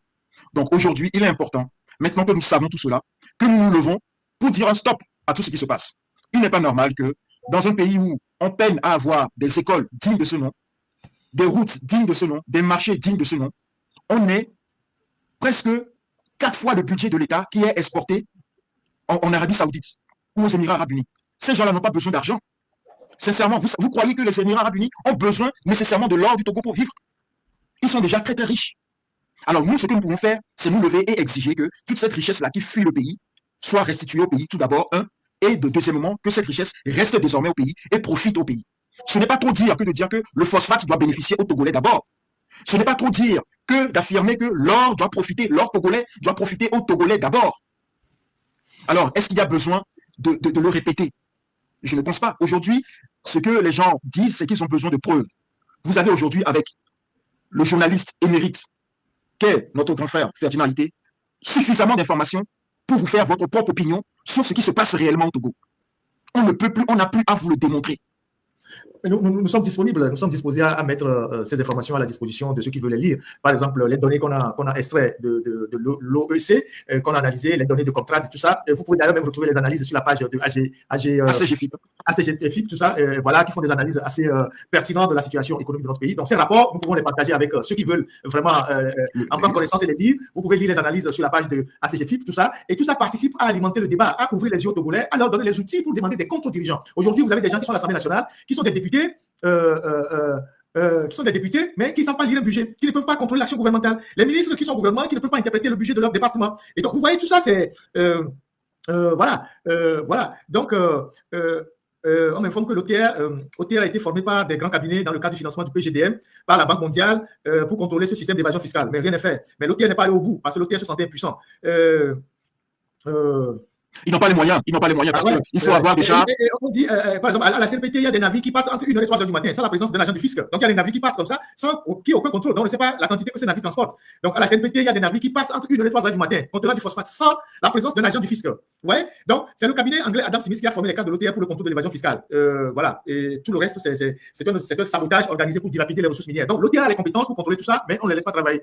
Je ne sais pas si vous voulez conclure, cher ami. Chers compatriotes. Voilà, moi, ma conclusion, c'était surtout pour l'éveil des consciences des autres et surtout de sortir le 8 décembre prochain, en tout cas, dès maintenant, de sortir et d'exiger vraiment le départ de ces personnes qui sont sans foi ni loi et qui nous dirigent. Il faut vraiment que ça s'arrête. Il faut vraiment que ça s'arrête. Ce que vous devez comprendre, c'est que nous, qui avons une petite compréhension de la chose économique ou bien de la chose des finances publiques, nous pouvons vous dire que le Togo est mal géré. Le Togo, aujourd'hui, est très mal géré. Et il y a beaucoup de vols, beaucoup de déperditions, beaucoup de détournements de fonds. Donc, vous n'avez plus besoin de preuves supplémentaires pour vous forger votre propre opinion et descendre dans la rue. Aujourd'hui, il faut descendre. Le seul moyen aujourd'hui pour empêcher que le Togo sombre et qu'on ne vous sorte pas manu militari de vos maisons, qu'on vous mette dans la rue, le seul moyen, c'est de descendre ensemble dans la rue.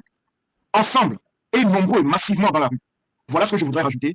J'espère que les chiffres ne nous ont pas trop mais en tout cas, toutes les informations seront disponibles sur la page ACGFIP, encore en plus détaillée et avec beaucoup plus d'explications. Merci beaucoup, grand frère Ferdinand. Merci infiniment, mon cher Ditri. Et si vous voulez, s'il y a des gens, des organisations de la société civile, des responsables politiques qui veulent avoir ces informations, ils peuvent s'approcher de vous, s'approcher de vous. Exactement. Comme certains l'ont déjà fait, il n'y a pas de souci. Libre à eux d'aller faire leur propre opinion, leurs propres analyses pour demander des comptes au gouvernement. Tout ce travail-là, nous le faisons pour donner des outils aux Togolais, pour demander des comptes à ceux qui gèrent le pays. C'est pour ça qu'on le fait.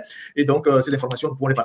Dimanche prochain, nous parlerons des contrats de cession de certains, de la manutention du port autonome de Lomé à Bolloré, ce contrat qui est au cœur d'une procédure judiciaire en France. On a des documents à vous présenter, analyser ensemble comment est-ce que le Togo a donné des faveurs à Bolloré sur le plan fiscal et tout, comment est-ce que les avenants ont été signés. Ces documents-là, on les partagera avec vous pour que vous voyez, quand je vous dis que ceux qui gèrent le Togo sont des antipatriotes, vous ne pouvez pas imaginer la gravité de ce qu'ils font au détriment de notre propre pays. Ces choses-là, ces éléments-là, on va les partager avec vous.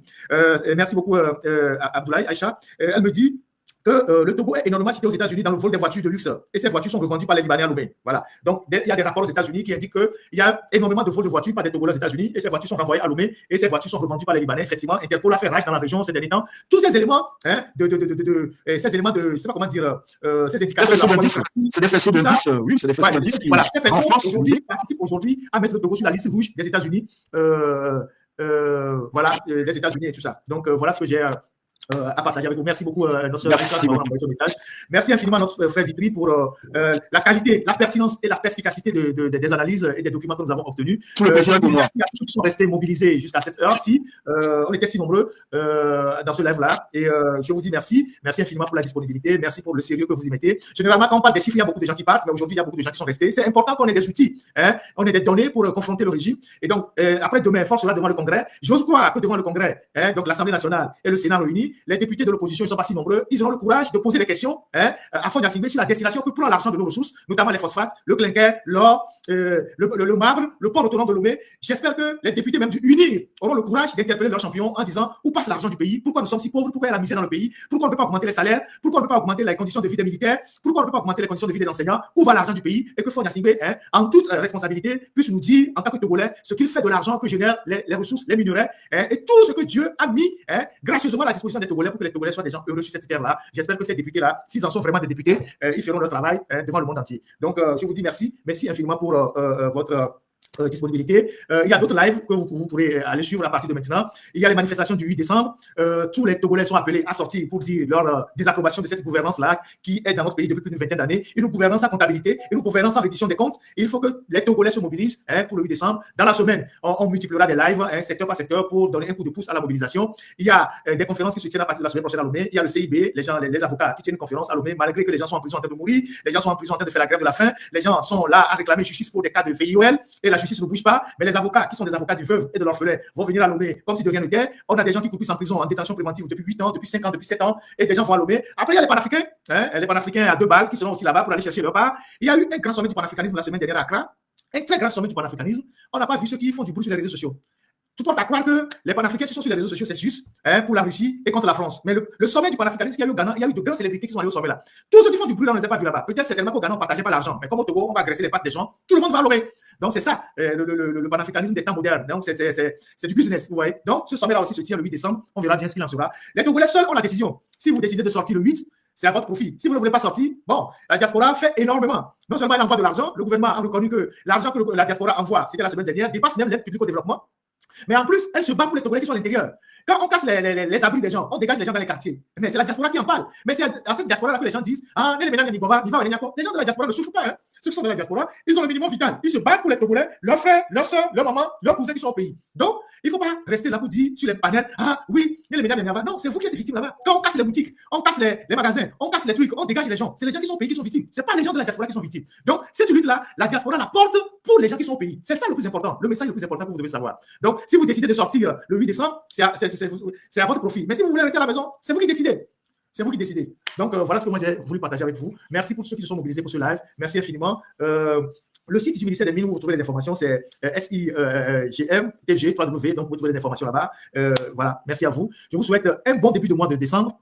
Que la providence, le bon Dieu nous accompagne, nous donne la force, l'intelligence, la lucidité et le courage de continuer ce que nous sommes en train de faire et qui nous accompagne tous vers la fin de l'année sans problème, sans décès, sans accident, sans crise, sans difficulté. On sait que ce sont des choses qui arrivent dans la vie, mais que Dieu nous préserve de ces malheurs-là jusqu'au bout de l'année et qui nous donne la force de continuer ce que nous sommes en train de faire. Merci à vous tous, merci à tous ceux qui sont restés connectés et je vous dis à la semaine prochaine et qui a la paix chez vous et bonne semaine à vous tous. Merci.